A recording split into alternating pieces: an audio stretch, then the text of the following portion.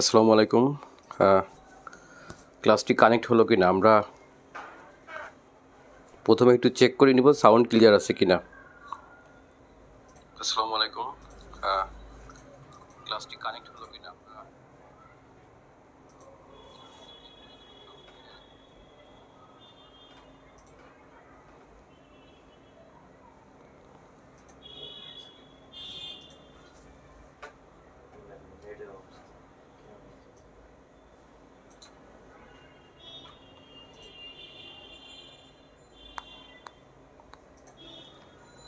আচ্ছা, sound clear কিনা আমরা একটু চেক করে নেই। আর তার থেকে ভালো হয় যে আমরা কে কোথা থেকে যুক্ত আছি আজকের ক্লাসে এটা একটু কমেন্টে জানাই, তার মানে আমরা শুনতেছি।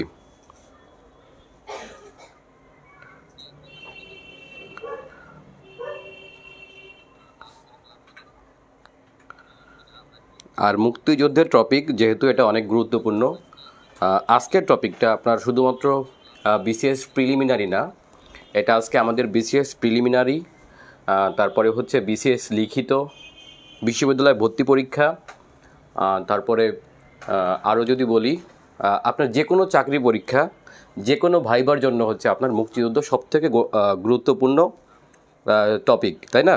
এবং আমরা দেখব যে আমাদের যতগুলো প্রতিযোগিতামূলক প্রশ্ন হয় সেখানে সবথেকে বেশি প্রশ্ন হয় যে অধ্যায়টা থেকে, সেটি হচ্ছে আমাদের মহান মুক্তিযুদ্ধ। যদিও 43তম বিসিএসে এখান থেকে প্রশ্ন একটু কম ছিল, 6-7টা ছিল, বাট অন্যান্য বিসিএসে এখান থেকে প্রচুর প্রশ্ন হয়ে থাকে। সুতরাং আমাদের জাতীয় জীবনে সবথেকে গুরুত্বপূর্ণ একটি ঘটনাবলী হচ্ছে আপনার এই মহান মুক্তিযুদ্ধ। যা হোক, তার আগে আমরা একটু কাজ করব। যেহেতু আপনারা ক্লাসটা যুক্ত হচ্ছেন আর ক্লাসটা যেহেতু ফ্রি হচ্ছে, তার থেকে আপনাদের বিনিময়ে একটা জিনিস বলবো, আপনারা ক্লাসটি একটু শেয়ার দিবেন। শেয়ার দিয়ে আপনার জানানোর সুযোগ দিবেন সবাইকে, আর ক্লাসটা একটু লাইক কমেন্ট করবেন, এটা খুব গুরুত্বপূর্ণ। ঠিক আছে? আপনারা কি গত দিনের ক্লাসগুলো যারা করছেন, গত দিনে যারা ছিলেন, আচ্ছা শেয়ার দিয়ে রাখি, আমাদের শেয়ার দেওয়া হয়েছে সব জায়গায়। আচ্ছা, এই পাশে শেয়ার চলুক, আমরা একটু গত দিনের লেকচার থেকে কিছু কিছু প্রশ্ন আপনাদের করি, দেখি আপনাদের কনসেপ্ট কতটুকু ক্লিয়ার হলো। আমরা জানেন যে আমরা গত 3টা ক্লাস নিছি আপনার এই বই বের হওয়ার পরে, অর্থাৎ গত 24 তারিখ থেকে আজ পর্যন্ত সম্ভবত আজকে 4র্থ ক্লাস, 4টা ক্লাস হচ্ছে।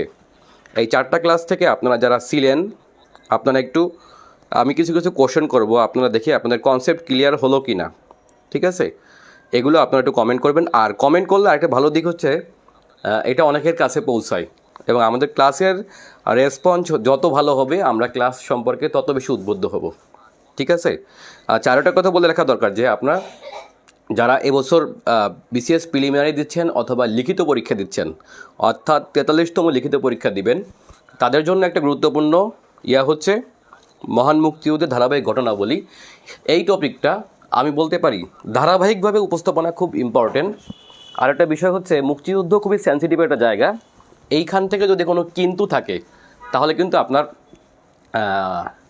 কিন্তু আপনার সেই যে কোনো ভালো চাকরি পরীক্ষা, আপনি যত ভালো পরীক্ষা দেন না কেন, এইখানটায় কোনো কিন্তু থাকলে কিন্তু আপনাকে ভাইভায় টিকাবে না, এটা আপনারা জানেন। আর যারা মহান মুক্তিযুদ্ধের ধারাবাহিক ইতিহাস পড়তে চান তাদের জন্য আমি বলতে পারি যে এই মুহূর্তে কারেন্ট অ্যাফেয়ার্স ম্যানুয়ালে এই অধ্যায়টা যত ভালো করে আলোচনা, বাংলাদেশের কোনো চাকরি পরীক্ষার বইয়ে এত ভালো করে আলোচনা করা নেই।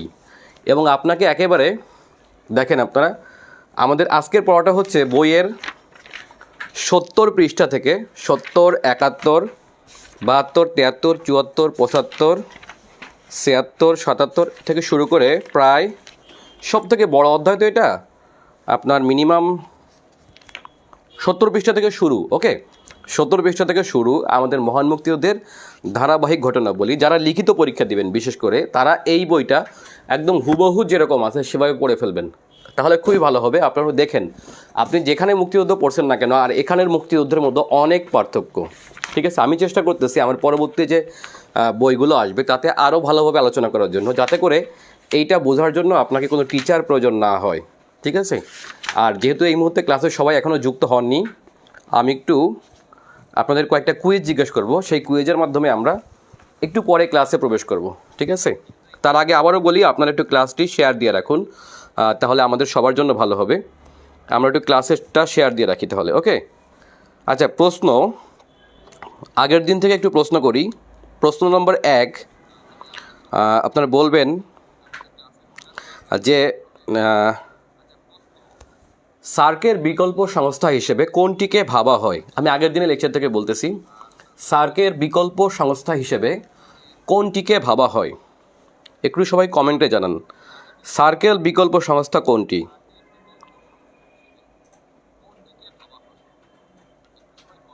আচ্ছা, সার্কের বিকল্প সংস্থা কোনটি? সার্কের বিকল্প সংস্থা কোনটি? আচ্ছা, অনেকে আনসার করছে বিমস্টেক। বিমস্টেক। আচ্ছা, জহিরুল ইসলাম বলছে বিমস্টেক, মাহমুদ এবি বিমস্টেক, সাথী রহমান বিমস্টেক। আচ্ছা, বিমস্টেক, তার মানে হচ্ছে বিমস্টেক বেশি আনসার আসছে। হ্যাঁ, আমাদের কনসেপ্টটা মোটামুটি ক্লিয়ার, অর্থাৎ সার্কের বিকল্প সংস্থা হিসেবে ভাবা হচ্ছে এই বিমস্টেককে। ঠিক আছে। আচ্ছা, প্রশ্ন হলো বিমস্টেকের প্রতিষ্ঠাকালীন সদস্য কয়টি এবং কি কি? একটু লিখি আমরা। সিফাত জাহান বলছে সার্কের বিকল্প সংস্থা আসিয়ান। না না না, সার্কের বিকল্প কিন্তু আসিয়ান না, বুঝতে হবে। সার্কের বিকল্প হিসেবে ভাবা হচ্ছে আপনার বিমস্টেককে, নট আসিয়ান। আসিয়ান কিন্তু ভুল। ঠিক আছে। আচ্ছা, পরের প্রশ্ন সার্কের, ভুল বললাম, বিমস্টেকের প্রতিষ্ঠাকালীন মেম্বার কয়টি এবং কি কি? একটু দ্রুত আমরা অ্যান্সার দিই। আচ্ছা, অনেকেই বলতেছে 4টি। স্বর্ণা জুনিয়র 4টি, মুরাদ আলী 4টি, নুসরাত জাহান 4টি। আচ্ছা, জবল, তারপর হচ্ছে শাহরিয়ার ইসলাম শাওন 4টি। তাহলে 4টি ঠিক আছে। এখন এই 4টি কি কি বুঝতে, আমি একটু আপনাদের অপশন দেই, কোনটি নয় এটি আপনি অ্যান্সার দিতে পারেন। সে 4টি হচ্ছে বাংলাদেশ, ইন্ডিয়া, ঠিক আছে, শ্রীলঙ্কা, থাইল্যান্ড, মায়ানমার। এর মধ্যে প্রতিষ্ঠাকালীন সদস্য নয় কোনটি? আচ্ছা, প্রতিষ্ঠাকালীন সদস্য নয় কোনটি, এটা একটু অ্যান্সার দিবেন। প্রতিষ্ঠাকালীন সদস্য নয় কোনটি?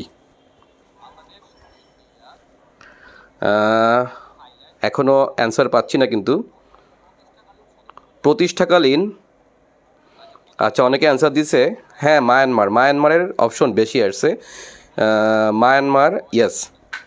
মায়ানমার কিন্তু প্রতিষ্ঠাকালীন মেম্বার না, অর্থাৎ বিমস্টেকের পঞ্চম মেম্বার হলো এই মিয়ানমার, অর্থাৎ এটা কিন্তু প্রতিষ্ঠাকালীন মেম্বার না, ঠিক না? আচ্ছা, প্রশ্ন হলো বিমস্টেক প্রতিষ্ঠিত হয় কোন শহরে? প্রশ্ন আমি যদি আনসার করি তাহলে বলবো নয়াদিল্লি ভারত, কলম্বো শ্রীলঙ্কা, ঢাকা বাংলাদেশ, আরেকটা হলো লাস্টে বলবো ব্যাংকক থাইল্যান্ড। অর্থাৎ বিমস্টেক প্রতিষ্ঠিত হয় কোন শহরে? শুধু দেশের নাম বললে, শহরের নাম বললেই হবে। একটু বলি আমরা।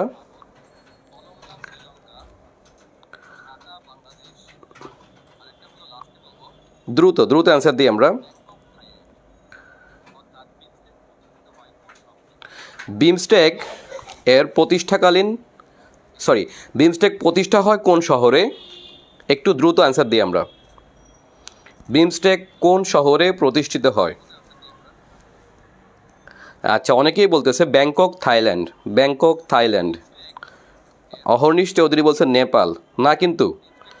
আচ্ছা, একজন বলছে ঢাকা। না না না, ঢাকা না কিন্তু, ব্যাংকক থাইল্যান্ডে। আসলেই ব্যাংকক থাইল্যান্ডে হচ্ছে বিমস্টেক প্রতিষ্ঠিত হয়, তার মানে ঢাকা কিন্তু না। ঠিক আছে।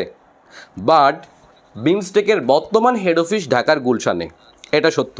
ঠিক আছে। আচ্ছা, আগের দিনের লেকচার থেকে, মানে এটার আগের লেকচারটা আর কি, যেটা আপনাদের থেকে ছিল। প্রশ্ন হলো ইন্দোনেশিয়ার বর্তমান রাজধানীর নাম কি?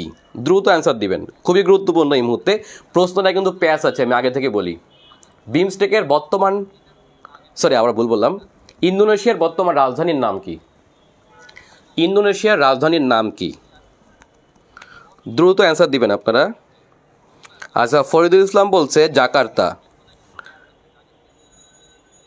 আচ্ছা, আবারও বলি।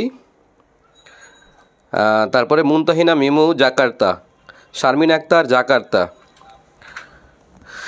আবেগ চাকমা ব্যাংকক। কি বলে?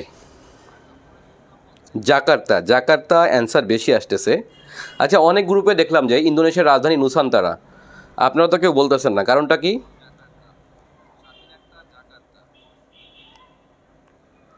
আচ্ছা, জাকার্তা বেশি আসছে, তবে অনেকে নুসান্তারাও বলছে।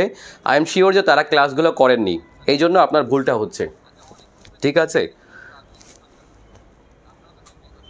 আচ্ছা, অনেকেই বলতেছে এটা হলো কি, জাকার্তা বলতেছে, তবে অনেকে নুসান্তারা বলতেছে, অনেকে কালিমান্তান বলতেছে, আহ, প্রস্তাবিত নুসান্তারা। আচ্ছা, যাক, অনেক ভালো অ্যান্সার আসতেছে। আই এম শিওর আজকে আমরা অনেক রেসপন্স পাবো। আমরা মিনিমাম আজকে 3,000 কমেন্ট করব, 3,000, ঠিক আছে? লাস্ট পর্যন্ত আমাদের 3,000 কমেন্ট আসবে। আপনার যা ইচ্ছা লিখবেন, আপনারা আপনাদের অনুভূতির কথাও লিখবেন। আমরা আজকে অনেক কমেন্ট চাই, মিনিমাম 3,000 কমেন্ট চাই, অর্থাৎ যেখানেই আমরা ক্লাস করাবো। এখনও কিন্তু আমরা টপিকে যাইনি, আপনারা দেখতে পাচ্ছেন। আজকে আমাদের টপিক হলো মহান মুক্তিযুদ্ধের ধারাবাহিক ঘটনাবলী। এটা একটা গুরুত্বপূর্ণ টপিক। আচ্ছা, একটু বলি আপনাদের, একটু কনসেপ্টটা যারা ক্লাস পাননি আগে তাদেরকে একটু বলে রাখা দরকার যে ইন্দোনেশিয়ার রাজধানী কিন্তু এখনও জাকার্তা, বুঝছেন কি না? ইন্দোনেশিয়ার রাজধানী কিন্তু এখনও কোথায় বলুন তো? জাভা দ্বীপের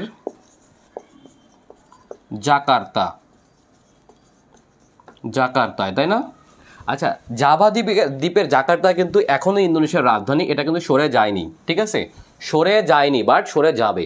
আমি আগেও আপনার বলছি যে একটা রাজধানী সরে যাওয়া, আজকে যদি বাংলাদেশের রাজধানী চেঞ্জ করা হয়, ঢাকা থেকে ধরেন পদ্মাচরে নিয়ে যাবে, হ্যাঁ, আজকে বললো কালকে কি এটা হয়ে যাবে? ঘোষণা দিলেই হয়ে যাবে। শুধুমাত্র আনুষ্ঠানিকভাবে ঘোষণা হয়েছে যে আপনার কালিমান্তান দ্বীপের, আচ্ছা, তার রাজধানী কিন্তু জাভা দ্বীপের জাকার্তা এখনও, তবে ইন্দোনেশিয়ার রাজধানী সরে যাবে, অর্থাৎ পরবর্তীতে প্রস্তাবিত কোথায়? অর্থাৎ ইন্দোনেশিয়ার প্রস্তাবিত রাজধানী হচ্ছে আপনার, এটা হচ্ছে কালিমান্তান দ্বীপের, ঠিক আছে? কালিমান্তান দ্বীপের নুসান্তারায় কিন্তু আপনার রাজধানী যাবে, কিন্তু সেটা কিন্তু এখনো যায়নি। অর্থাৎ 2023 সাল থেকে এই প্রক্রিয়া শুরু হলে এই কালিমান্তান দ্বীপে পুরোপুরি রাজধানী সরে যাবে তখন মিনিমাম 2045 সাল লেগে যাবে। ওকে, অর্থাৎ সরকার এই 2045 সালকে টার্গেট করে হচ্ছে রাজধানী সরিয়ে নেবে বিধায় বর্তমানে কার্যক্রম শুরু করছে। অর্থাৎ কালিমান্তান দ্বীপটা কিন্তু যেখানে পূর্ব কালিমান্তান, যেখানে নুসান্তারা জায়গাটা, এটা কিন্তু একটা ঘন জঙ্গল। আপনারা জানেন যে এটা হলো পৃথিবীর একটা অন্যতম, অর্থাৎ যেটাকে বলি আমরা বর্ণীয় দ্বীপ, পুরোটাকে বলা হয় একসাথে বর্ণীয় দ্বীপ। এই বর্ণীয় দ্বীপের ইন্দোনেশিয়ার অংশের নাম হচ্ছে কালিমান্তান। ওকে, এই কালিমান্তানে আবার 4টা বা 5টা প্রদেশ ইন্দোনেশিয়ার, সেখানের পূর্ব কালিমান্তানের নুসান্তারায় রাজধানী সরে যাচ্ছে। এই পুরো দ্বীপটাই হলো একটা ঘন জঙ্গল, পৃথিবীর অন্যতম একটি রেইন ফরেস্ট, যাকে বলা হয় বর্ণীয় রেইন ফরেস্ট। ওকে, এখন এই নুসান্তারা হচ্ছে একেবারে জনমানবহীন একটি বন জঙ্গল। এখানে কিন্তু রাজধানী যেতে হলে তার অনেক প্রক্রিয়াধীন, এখনও রাজধানী রও হয়নি, বুঝছেন তো? অর্থাৎ প্রক্রিয়া এখনও শুরু হয়নি। মিনিমাম 2045 সালে এই রাজধানী পরিবর্তন হবে। তাহলে প্রশ্ন আসবে কিভাবে? প্রশ্ন আসতে পারে হবে আর বর্তমান কোথায়। এই যে বর্তমানটা যখন আসবে তখন কিন্তু আপনি ভুলে ভুলে এই নুসান্তারা দাগ দিয়ে আসতে পারেন। এই জন্য আপনাকে বুঝতে হবে প্রশ্নের ধরনটা কী, ঠিক আছে? আচ্ছা, এই জন্য হচ্ছে বর্তমান যে প্রেক্ষাপটগুলা, বর্তমান যে সাম্প্রতিকগুলা, এগুলোকে আপনারা নজর রাখবেন। সেটা আপনাদের যে কোনো লিখিত পরীক্ষা আসতে পারে, ফোকাস রাইটিংয়ে আসতে পারে। যেমন হচ্ছে এই মুহূর্তে সবথেকে গুরুত্বপূর্ণ ইস্যু হচ্ছে বৈশ্বিক রাজনীতিতে, সেটা হচ্ছে আপনার রাশিয়ার সাথে ইউক্রেনের যে ইস্যু, অর্থাৎ রাশিয়ার সাথে ন্যাটোর যে সংঘাত এই মুহূর্তে, এটা অনেক গুরুত্বপূর্ণ। আমি চাইলে সামনের দিনে এই বিষয়ে একটা ক্লাস নিব, ঠিক আছে? সো আমরা কীভাবে যুক্ত আছি, কারা যুক্ত আছি একটু দেখি। আপনারা আচ্ছা, এখন একটু আমরা অনেকেই যুক্ত হয়ে গেছি অলরেডি, প্রায় 400-র কাছাকাছি আছি আমরা। এই মুহূর্তে আমরা শুরু করতে পারি আজকের লেকচার। আচ্ছা, আজকের লেকচার বাংলাদেশের মুক্তিযুদ্ধের ধারাবাহিক ঘটনাবলী থেকে আমরা কি কি পড়তে পারি। দেখেন আপনারা, আজকে আমি কিন্তু বাংলাদেশের মানচিত্র আঁকছি, আপনারা চাইলে এভাবে করে মুখস্থ করতে পারেন। এতে সব থেকে যে সুবিধাটা হবে সেটা হলো আপনার মুক্তিযুদ্ধটাকে যেন আপনি গল্পের মতো করে মনে রাখতে পারেন, অথবা মুক্তিযুদ্ধকে যেন আপনি চোখে দেখতে পারেন। হয়তো আমরা কেউ দেখি নাই, বাট মুক্তিযুদ্ধের একটা গল্প যেন আমাদের সবার মনের মধ্যে আঁকা থাকে। এখন আজকে আমি কিছু থিওরিটিক্যাল বিষয় আপনাদের প্রথমে আলোচনা করব, তারপরে আমরা ঘটনায় যাব।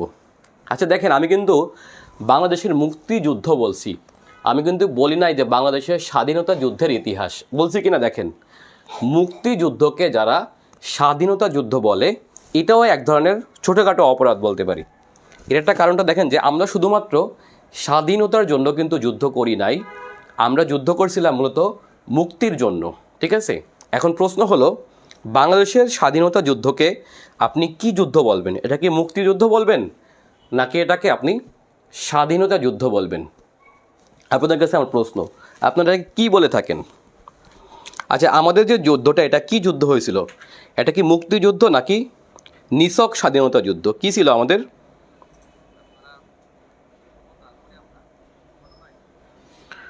ঠিক আছে, একটু বলি আমরা, আমাদের এই যুদ্ধটা কি ছিল? এটা কিন্তু শুধুমাত্র স্বাধীনতার জন্য ছিল না। আচ্ছা, যারা একটু এই মুহূর্তে আসেন, আপনারা একটু অবশ্যই শেয়ার দিয়ে রাখেন এবং লাইক দিবেন। অবশ্যই লাইক দিলে ভালো লাগে আসলে দেখতে যে। আচ্ছা, কমেন্ট পাচ্ছি কি?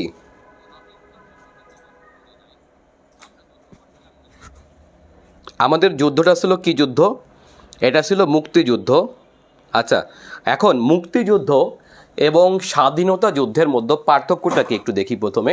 আচ্ছা, আমি কিন্তু এখন টপিকে যাইনি, ঠিক আছে? এর আগে আমাদের যে বিষয়ে আলোচনা করা দরকার একেবারে, এটা একটু দেখবো আমরা। একটা হলো মুক্তিযুদ্ধ। কি যুদ্ধ? মুক্তিযুদ্ধ ভার্সেস স্বাধীনতা যুদ্ধ।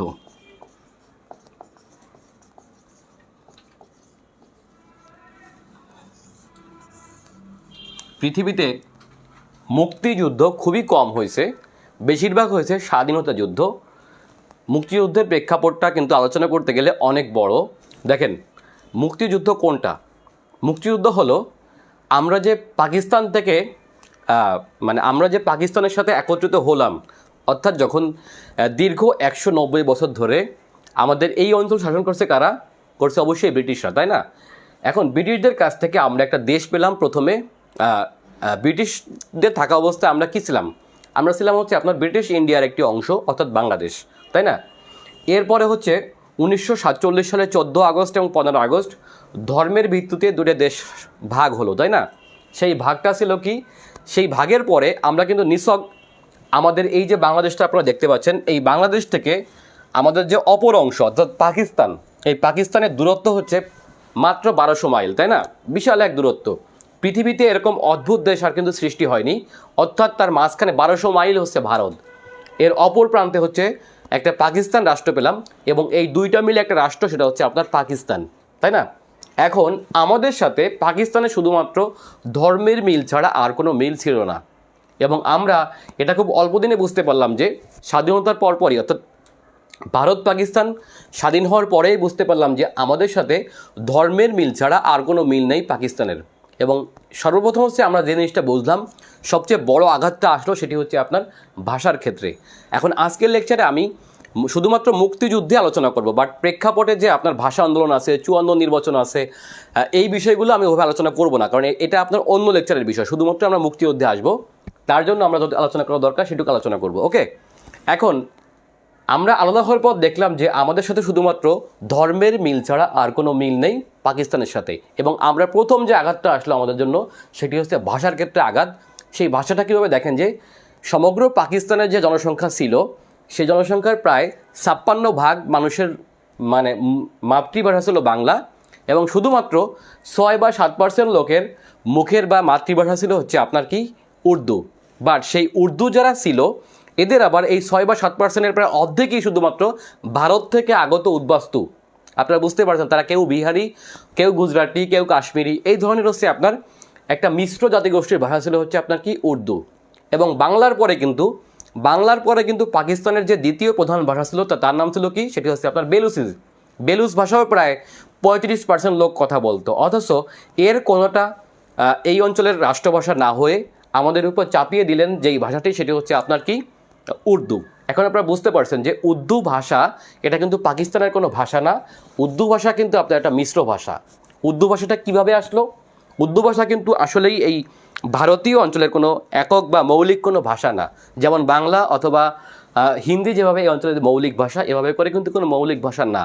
এই উর্দুটা কিভাবে আসছিল আপনারা জানেন যে ব্রিটিশ আমলেরও আগে প্রায় যে কয়েক হাজার বছর ধরে যে আপনার এই অঞ্চলে অর্থাৎ এই ভারতীয় অঞ্চলে ছিল মুসলিম শাসন, তাই না? এখন যখন হচ্ছে 1757 সালে পলাশী যুদ্ধের পরে যখন হচ্ছে এই অঞ্চলে ইয়াদের একটা পরাজয় হলো, মুসলমানদের পরাজয় হলো এবং ইংরেজরা যখন শাসন করতে আসলো, এবং আপনারা জানেন যে এই মুঘল আমল থাকা অবস্থায় এই অঞ্চলে অর্থাৎ ভারতীয় অঞ্চলে যে রাষ্ট্রভাষা ছিল কি ছিল হচ্ছে আপনার ফার্সি, তাই না? এখন ফার্সির পরে আসলে হচ্ছে ইংরেজি। সাদি কি দেখতে ঠিক আছে, তো ফার্সির পরে কি আসলো? ইংরেজি। এখন ইংরেজি সরি ভুল বললাম, যে ফার্সি ভাষা আসলো। এখন উর্দু ভাষা কীভাবে আসলো? সেটা হচ্ছে উর্দুটা একটা কৃত্রিম ভাষা হিসেবে ইংরেজরা আমাদের উপর চাপিয়ে দিলেন। সেটা কীভাবে দেখেন, যে যেহেতু এই অঞ্চলের একটা অন্যতম ভাষা ছিল হচ্ছে হিন্দি, এই হিন্দি আর সাবেক যে ভাষা ছিল ফার্সি, এই দুইটা ভাষাকে হচ্ছে আপনার মিশ্রণ করে একটি কৃত্রিম ভাষা তৈরি করলো এবং সেই ভাষার নাম ছিল হচ্ছে আপনার উর্দু। তার মানে উর্দু কিন্তু এই অঞ্চলের কারো একেবারে পিওর যে মাতৃভাষা এরকম কোনো ভাষা ছিল না, এবং সেরকম একটি ভাষাকে হচ্ছে আমাদের উপর চাপিয়ে দেওয়ার চেষ্টা করলো। এবং স্বয়ং যে এই পাকিস্তান রাষ্ট্রের যে জনক অর্থাৎ মোহাম্মদ আলী জিন্নাহ হচ্ছে এটা চাপিয়ে দেওয়ার জন্য যে প্রথম যে কথাটা বললো সেটি হচ্ছে Urdu and Urdu shall be the state language of Pakistan. আপনারা জানেন সেই প্রেক্ষাপট আপনারা অনেকেই জানেন। এবং তিনি মাত্র একবার না, তিনি 1948 সালের 21শে মার্চ এবং 24শে মার্চ দুবার বললো, অর্থাৎ বর্তমান সোহরাওয়ার্দী উদ্যানে এবং হচ্ছে ঢাকা ইউনিভার্সিটি একটি সমাবর্তনে দুবার করে বললেন এই কথা। এবং তারই সুর ধরে তারই যে আপনার প্রেতাত্মাগুলো অর্থাৎ আমাদেরই এই অঞ্চলের অনেকে, যেমন হচ্ছে আপনার খাজা নাজিমুদ্দিন, তারপরে হচ্ছে আপনার নুরুল আমিন, এই ধরনের অনেকে হচ্ছে আপনার তার সুরে কথা বললো যে উর্দু পাকিস্তানের রাষ্ট্রভাষা হবে। কারণ হচ্ছে এই অঞ্চলের অভিজাত শ্রেণী, অভিজাত মুসলিমদের একটা বড় অংশ উর্দু ভাষায় কথা বলতো, এটাও সত্য, তাই না? বাট এরপর থেকে হচ্ছে আমাদের প্রথম আঘাতটা আসলো, এবং সেই আঘাতের পরে আমাদের যেই ব্যক্তি প্রথম বুঝে গেলেন যে আমাদের একটা স্বতন্ত্র একটা পরিচয় আছে এবং পাকিস্তানের সাথে এসে আমাদের সেই পরিচয়টা হারাতে হবে, ঠিক আছে? এবং সেটা হচ্ছে আমাদের বাঙালি জাতীয়তাবাদ। সেটা হচ্ছে কি? আমাদের বাঙালি জাতীয়তাবাদ।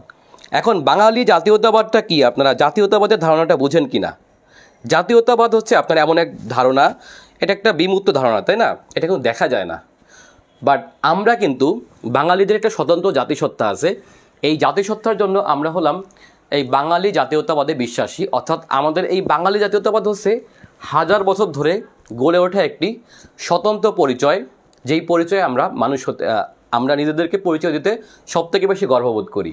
এবং যখন বুঝলাম যে আমরা পাকিস্তানের সাথে মিশে যাচ্ছি, তখন হচ্ছে আমাদের এই যে স্বতন্ত্র বোধটা, এটি হচ্ছে আমরা আস্তে আস্তে করে হারাতে বসতেছি। কারণ এক নম্বরে ভাষা চেঞ্জ হয়ে যাবে, কালচার চেঞ্জ হয়ে যাবে, তাই না? আমাদের যে ঐতিহ্য, সে ঐতিহ্য হারাতে বসছি আমরা। এই ঐতিহ্য রক্ষার জন্য যে কারণে হচ্ছে আমাদের যে এই যে মুক্তিযুদ্ধটা, আমাদের যে স্বাধীনতা যুদ্ধটা, এটাকে আমরা স্বাধীনতা যুদ্ধ না বলে আমরা এটাকে মুক্তিযুদ্ধ বলি। কেন বলি বলুন তো? কারণ আমরা যুদ্ধ করছিলাম আমাদেরকে স্বতন্ত্র পরিচয় উদ্ধার করার জন্য। এখন জাতীয়তাবাদের ধারণা কিন্তু আমাদের মধ্যে প্রবল, বাঙালিদের মধ্যে এটা কিন্তু প্রবল। কারণ আমাদের এই দেশটার একটা সবচেয়ে বড় বৈশিষ্ট্য হচ্ছে আমাদের এখানে একটা একটাই জাতি, সেটা হচ্ছে আপনার বাঙালি। আমরা বুঝতে পারছি কিনা, এই দেশে হচ্ছে একটাই শুধুমাত্র জাতি, সেটি হচ্ছে আপনার বাঙালি। এটা একটা অভিন্ন জাতিসত্তা। সো আমাদের এখানে ঝামেলা নেই কিন্তু খুব একটা। কিন্তু আপনি যদি আমেরিকা যুক্তরাষ্ট্রে যান, দেখেন আমেরিকা যুক্তরাষ্ট্রের কিন্তু আপনার জাতীয়তাবাদের কোনো বালাই নেই। কেন বালাই নেই? কারণ আমেরিকা যুক্তরাষ্ট্র যারা সৃষ্টি করছে তাদের কেউই আমেরিকান না। আজকে যদি আমেরিকায় আমরা 46 মানে হচ্ছে 46 জন প্রেসিডেন্ট দেখি, এর মতো দেখবেন যে আপনার এই 46 জন প্রেসিডেন্টের কিন্তু একজন ব্যক্তিও নেটিভ আমেরিকান না, তাই না? এদের প্রত্যেকেই হচ্ছে জার্মান বংশোদ্ভূত, না হলে ব্রিটিশ বংশোদ্ভূত, না হলে ফরাসি বংশোদ্ভূত, না হলে আফ্রিকান বংশোদ্ভূত, ঠিক আছে, অথবা ভারতীয় বংশোদ্ভূত। অর্থাৎ আমেরিকা যুক্তরাষ্ট্রে জাতীয়তাবাদ বলতে কোনো বালাই নেই। কারণ এদের জাতীয়তাবাদ কিন্তু বিভিন্ন গোষ্ঠী থেকে, বিভিন্ন অঞ্চল থেকে এসে হচ্ছে এখানে কি মানুষ একত্রিত হয়ে একটি দেশ সৃষ্টি করছে। অর্থাৎ এইখানে কোনো মানুষই, অর্থাৎ যারা ক্ষমতাবান আমেরিকায় যাদেরকে আমরা চিনি, আপনি হিলারি বলেন, আপনি বারাক ওবামা বলেন, আপনি কি বলবেন, আপনি ডোনাল্ড ট্রাম্প বলেন, আপনি যাকেই বলেন না কেন, এদের প্রত্যেকেই কিন্তু আপনার বিদেশি, অর্থাৎ তাদের 3-4 গোষ্ঠী একটু দূরে গেলেই দেখবেন যে আপনার এরা সবাই হচ্ছে আপনার হয় ব্রিটিশ, না হলে ফরাসি বংশোদ্ভূত, না হলে জার্মান বংশোদ্ভূত। যেমন দেখেন যে বর্তমান প্রেসিডেন্ট ইনি কিন্তু ব্রিটিশ বংশোদ্ভূত, তার আগে ছিল হচ্ছে আপনার ডোনাল্ড ট্রাম্প, সে হচ্ছে জার্মান বংশোদ্ভূত, তার আগে ছিল হচ্ছে আপনার কে বারাক ওবামা, সে হচ্ছে আপনার কেনিয়ান বংশোদ্ভূত। তার মানে হচ্ছে এই দেশে কিন্তু জাতীয়তাবাদ বলতে কিছুই নেই, অর্থাৎ আপনার মেধা আছে, আপনার টাকা আছে, শুধুমাত্র আমেরিকা আপনাকে বলবে যে আপনি আপনার কি কারণে, মানে আপনাকে নিয়ে আমেরিকা উপকৃত হবে। এখন আপনি বলতে পারেন যে আমি বাংলাদেশের শাকিব খান, হ্যাঁ আমি বাংলাদেশের সাকিব আল হাসান, বাংলাদেশের সেরা ক্রিকেটার, অথবা আমি বাংলাদেশের, আমার অনেক টাকা আছে, আমার ব্যাংকে মিনিমাম 350 কোটি টাকা আছে, আমাকে নিলে আমি এই টাকা সব আমেরিকায় যে ভাঙবো, তাই না, আমেরিকায় বাড়ি কিনবো এবং আমেরিকার আমার কারণে হচ্ছে উপকৃত হবে। সো আপনাকে কিন্তু ভিসা দিয়ে দেবে, তাই না, কারণ আপনি সাকিব আল হাসান, বুঝতেই পারছেন। আপনাকে তো আমেরিকায় যে দেওয়ার কিছু নেই, বরং আপনি আমেরিকায় যে আপনার দেশের টাকাটা ভাঙবেন। সুতরাং আপনাকে কিন্তু এই দেশে কিন্তু জাতীয়তাবাদ বলতে কিছু নেই, ঠিক না, অর্থাৎ আপনার মেধা আছে, আপনার টাকা আছে, আপনি আমেরিকার নাগরিক হতে পারবেন। ওকে, বাট আমাদের দেশে অথবা জাপানে, অথবা যদি আপনি বলেন যেই সব দেশে হচ্ছে আপনার জাতিগত ব্যাপারটা অনেক বেশি প্রবল, যেমন কোরিয়া, হ্যাঁ জার্মানি, বাংলাদেশ, তারপরে হচ্ছে আপনার যেখানে হচ্ছে একটা জাতি শুধুমাত্র, সেখানে কিন্তু লোকেরা জাতীয়তাবাদে খুবই বিশ্বাসী। সো এখানকার জাতিসত্তায় যদি কোনো ধরনের মিশ্রণ আসে, তারা কিন্তু এটা মেনে নেয় না। তো তেমনই করে কিন্তু আমরাও মেনে নেইনি, সেটা হচ্ছে আপনার যে কারণে আমরা যুদ্ধ করছিলাম, এজন্য আমাদের মুক্তিযুদ্ধটা, আমাদের স্বাধীনতা যুদ্ধটা হচ্ছে আপনার মুক্তিযুদ্ধ। আর আমেরিকা যে যুদ্ধ করছিল ব্রিটিশদের বিরুদ্ধে, এটা কিন্তু নিছক স্বাধীনতা যুদ্ধ। কি বলুন তো, তাহলে বাংলাদেশ যে যুদ্ধ করছে এটা হলো কি মুক্তিযুদ্ধের একটা বড় উদাহরণ হচ্ছে কি বলুন তো, বাংলাদেশের মহান মুক্তিযুদ্ধ। আর যদি বলি স্বাধীনতা যুদ্ধ, তাহলে বলতে হবে এটা নিঃসন্দেহে একটা উদাহরণ বললে বলবো যে আমেরিকা যুক্তরাষ্ট্র, তাই না। আমেরিকা যুক্তরাষ্ট্রের যে যুদ্ধ তা আসলে নিছক স্বাধীনতা যুদ্ধ, অর্থাৎ আমেরিকা যুক্তরাষ্ট্র ব্রিটিশদের কাছ থেকে শুধুমাত্র কী চেয়েছিল, স্বাধীনতা চেয়েছিল, আর আমরা চেয়েছিলাম অর্থনৈতিক, সামরিক, সাংস্কৃতিক মুক্তি।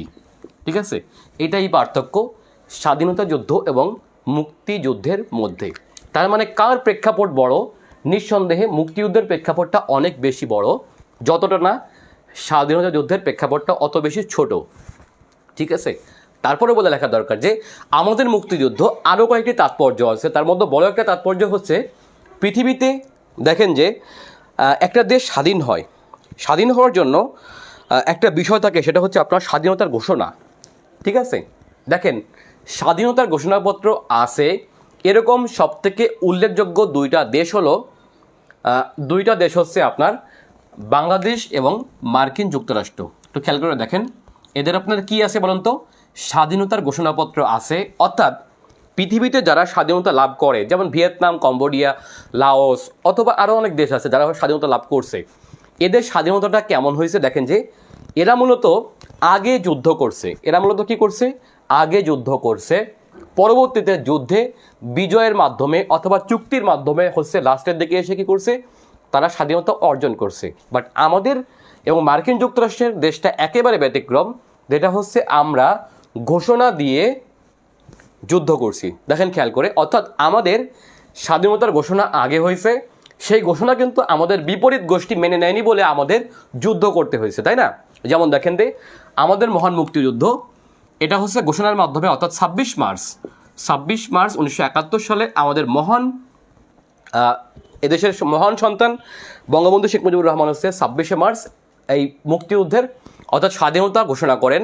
এবং আমেরিকা যুক্তরাষ্ট্রের স্বাধীনতা ঘোষণা করে হচ্ছে আপনার 1776 সালে সেদেশেরই একজন বিখ্যাত স্বাধীনতার নায়ক, যার নাম হচ্ছে থমাস জেফারসন।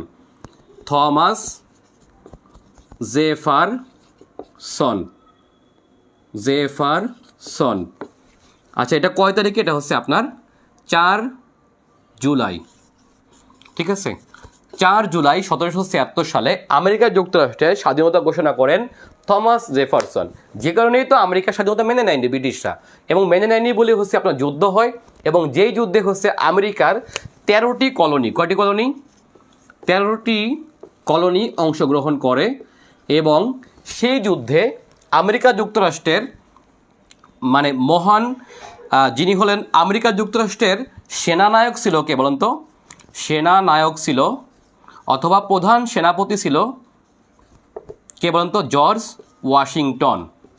এখন আপনারা বুঝতে পারেন যে প্রশ্ন থাকতে পারে যে কেন আমেরিকার স্বাধীনতার ঘোষক কিন্তু আপনার থমাস জেফারসন, আর আমেরিকার স্বাধীনতার মহান নায়কের নাম হচ্ছে আপনার জর্জ ওয়াশিংটন। দেখছেন, এখানে কিন্তু ব্যতিক্রম, অর্থাৎ আমেরিকার যিনি জনক তিনি কিন্তু ঘোষক না, ঠিক আছে? আর যিনি ঘোষক তিনি কিন্তু আমেরিকার প্রথম প্রেসিডেন্ট না।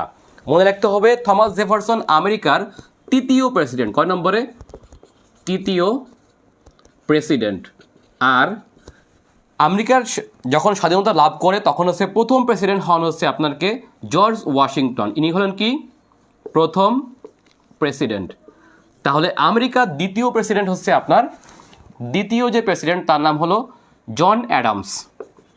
জন অ্যাডামস। এদের প্রত্যেকেই স্বাধীনতার অবদান আছে। আমেরিকার স্বাধীনতা যুদ্ধে যেই কয় ব্যক্তির অবদান, এর মধ্যে প্রথমেই অবশ্যই মার্কিন president George Washington, John Adams, Thomas Jefferson এবং বেঞ্জামিন ফ্রাঙ্কলিন। এই চার ব্যক্তির অবদান আমেরিকার সব থেকে বেশি, এবং যে কারণে আমেরিকার যে হাজার বছর ধরে ইতিহাস, সেই হাজার বছরের ইতিহাসে ওদের একটা মাউন্ট রাশমোর পর্বত আছে।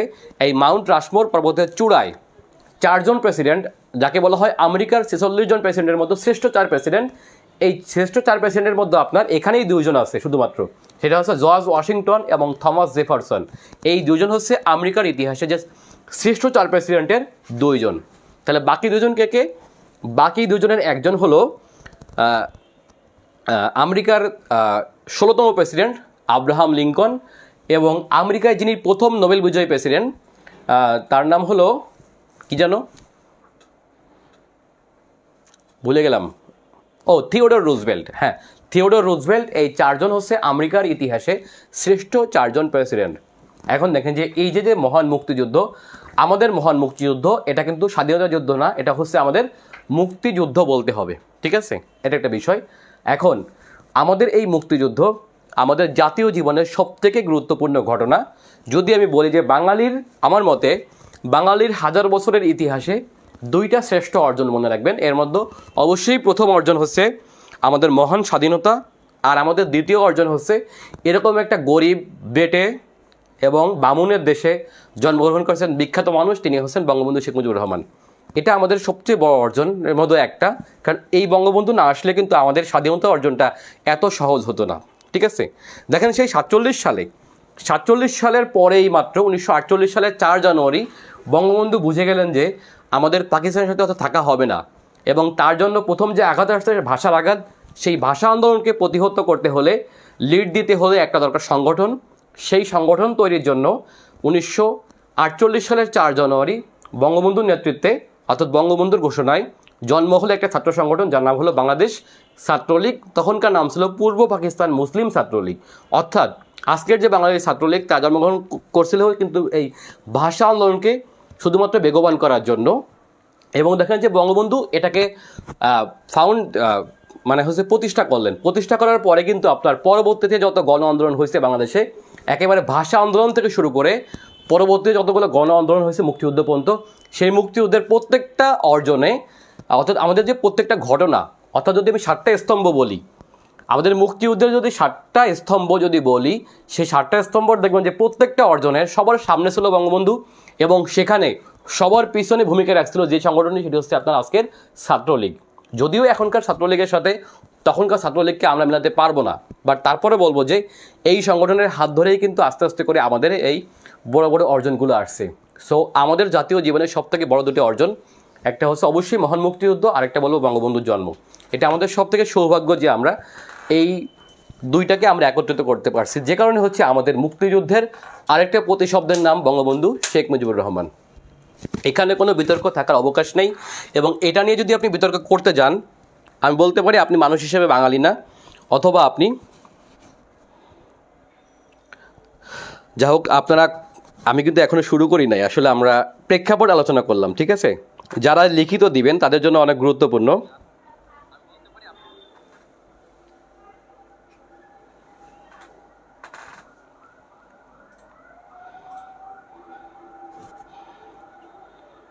আপনারা এই যে অনেকে বলতেছেন আসলে আপনাদের, যাই হোক, আজকে আমরা শুরু করব মহান মুক্তিযুদ্ধের ঘটনাবলী। তাহলে আমাদের প্রথমে আমি ব্যাকগ্রাউন্ড নিয়ে আলোচনা করলাম একটু। দেখেন, ব্যাকগ্রাউন্ডের পরে আমরা এখন ডাইরেক্ট মুক্তিযুদ্ধে চলে আসব, অর্থাৎ আমাদের মুক্তিযুদ্ধের একেবারে যখন যুদ্ধটা শুরু হয় সেইখান থেকে আলোচনা করব, ঠিক আছে? এতে হচ্ছে প্রথমে যে নামটি আসবে সেটি হচ্ছে বাংলাদেশ নামকরণ। প্রথমে যে বিষয়টি আসবে সেটি হচ্ছে কি বাংলাদেশ নামকরণ। প্রশ্ন হলো বাংলাদেশ নামকরণ করেন কে এবং কত তারিখে? আপনারা একটু অ্যান্সার দেন। আচ্ছা, বাংলাদেশ নামকরণ, আচ্ছা, কোন ঘটনার প্রেক্ষিতে আনুষ্ঠানিকভাবে বাংলাদেশ নামকরণ করা হয় সেটা একটু বলেন আপনারা। বাংলাদেশ নামকরণ, ঠিক আছে? আচ্ছা, বাংলাদেশ নামকরণ করেন কে, মানে আনুষ্ঠানিকভাবে এই বাংলাদেশ নামকরণ কে করেন? আমরা সবাই একটু অ্যান্সার দেওয়ার চেষ্টা করি। আনুষ্ঠানিকভাবে বাংলাদেশ নামকরণ কে করেন? আচ্ছা, আপনারা একটু যারা অন্যান্য গ্রুপ থেকে দেখতেছেন এই লেকচারটি, তারা কিন্তু অবশ্যই আমাদের কারেন্ট অ্যাফেয়ার্স ম্যানুয়াল গ্রুপটা একটু আপনারা অ্যাড হয়ে যান, অথবা আমার আইডিটাকে আপনারা একটু ফলো দিয়ে রাখুন। এতে সুবিধা হবে, আমাদের যে ডেইলি ক্লাসগুলো হবে, ফ্রি ক্লাসগুলো, আপনারা যাতে সাথে সাথে হচ্ছে আপনারা করার সুযোগ পান। সেজন্য আপনারা দুটো জিনিস করবেন, একটা হচ্ছে আমার আইডিটা ফলো দিয়ে রাখবেন, আর দ্বিতীয় আপনারা আমার গ্রুপটা একটু জয়েন্ট হবেন। অর্থাৎ কারেন্ট অ্যাফেয়ার্স ম্যানুয়াল আপনারা দেখতে পাচ্ছেন এই পাশে দেওয়া আছে, এই দেখেন যে কারেন্ট অ্যাফেয়ার্স ম্যানুয়াল, এটা গ্রুপ এবং পেজ একই নামে, আপনারা একটু এখানে যুক্ত হয়ে যান। তাহলে আপনাদের রেগুলার ক্লাসগুলো ফ্রি পাবেন এবং এখান থেকে আমরা রেগুলার পরীক্ষা নিব। ওকে, আমরা কিন্তু এখান থেকে রেগুলার পরীক্ষা নেই। আপনারা যারা গত বিসিএস দিয়েছেন তারা জানেন যে এখান থেকে কোয়ালিটি প্রশ্নে পরীক্ষা হয়, ঠিক আছে? সো কোয়ালিটি প্রশ্নে পরীক্ষা দেওয়ার জন্য আপনারা অবশ্যই কারেন্ট অ্যাফেয়ার্স ম্যানুয়াল গ্রুপটা একটু অ্যাড হয়ে যান।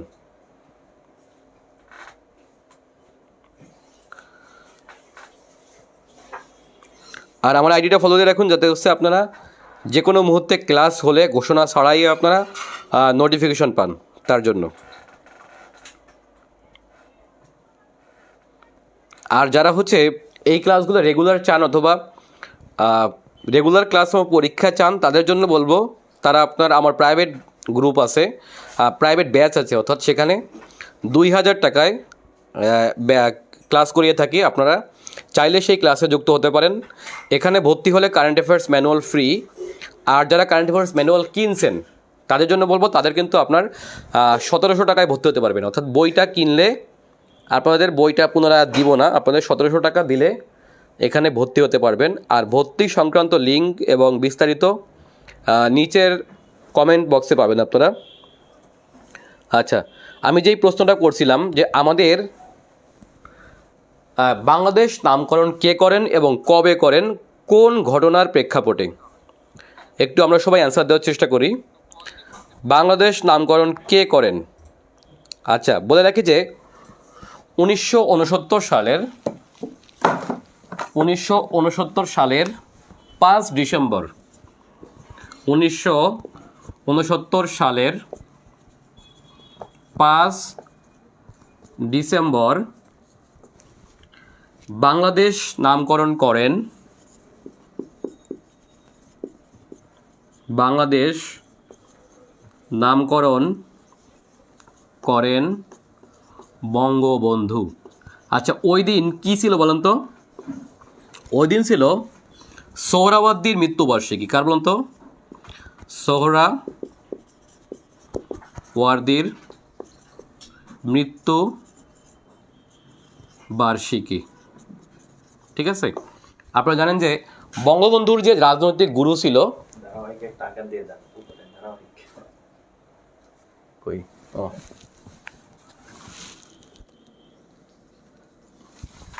আচ্ছা, এই দিন ছিল হচ্ছে সোহরাওয়ার্দীর মৃত্যুবার্ষিকী। অর্থাৎ আপনারা জানেন যে বঙ্গবন্ধুর রাজনৈতিক গুরু ছিল হোসেন শহীদ সোহরাওয়ার্দী। এই সোহরাওয়ার্দীর কিন্তু মৃত্যু হয় 5 ডিসেম্বর 1900 সালটা মানে 66 হবে হয়তো বা। আচ্ছা, আপনারা জানেন যে সোহরাওয়ার্দীর মৃত্যু কিন্তু বাংলাদেশে হয়নি। সোহরাওয়ার্দীর মৃত্যু হয়েছে মূলত লেবাননের রাজধানী বৈরুতে, তাই না?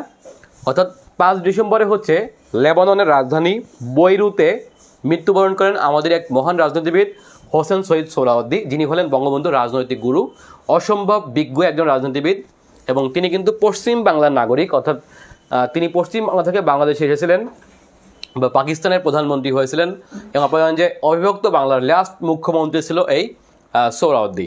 অর্থাৎ সোহরাওয়ার্দীর মৃত্যুবার্ষিকী বঙ্গবন্ধু শেখ মুজিবুর রহমান এই বাংলাদেশ নামকরণ করেন 1969 সালের 5 ডিসেম্বর। ঠিক আছে, তাহলে আমাদের মুক্তিযুদ্ধের একেবারে ধারাবাহিক ঘটনার যদি আমরা প্রথমের দিকে আসি, তাহলে অবশ্যই প্রথমে আসবে এই বাংলাদেশ নামকরণের বিষয়টি, তাই না? আপনারা লিখিত লেখেন, যাই লেখেন না কেন, এই বিষয়টি একটু আপনারা সবার আগে আলোচনা করবেন যে বাংলাদেশ নামকরণ। ওকে, এবার একটু দেখি আমরা। আচ্ছা, আমাদের আরেকটা বিষয় একটু মনে রাখা দরকার। দেখেন, মুক্তিযুদ্ধের শুরুতে আমাদের মুক্তিযুদ্ধ যখন হচ্ছে খুব বেগবান হয়, অর্থাৎ অনিবার্য হয়ে পড়ে, এর মধ্যে অবশ্যই একটা ইম্পর্টেন্ট ঘটনা হচ্ছে আপনার 69-এর গণ অভ্যুত্থান, তাই না? এই 69-এর গণ অভ্যুত্থানের সময় কিন্তু আমাদের একজন বিখ্যাত আর্টিস্ট, যার নাম হলো পটুয়া কামরুল। তার নাম হলো কি? পটুয়া কামরুল। এই পটুয়া কামরুল একটি ছবি এঁকে আলোড়ন তোলেন। সেটি হচ্ছে কি বলেন তো? সেই ছবির নামটা কি? সেই ছবিটা হচ্ছে ইয়াহিয়া খানকে উদ্দেশ্য করে। সেটি হলো এই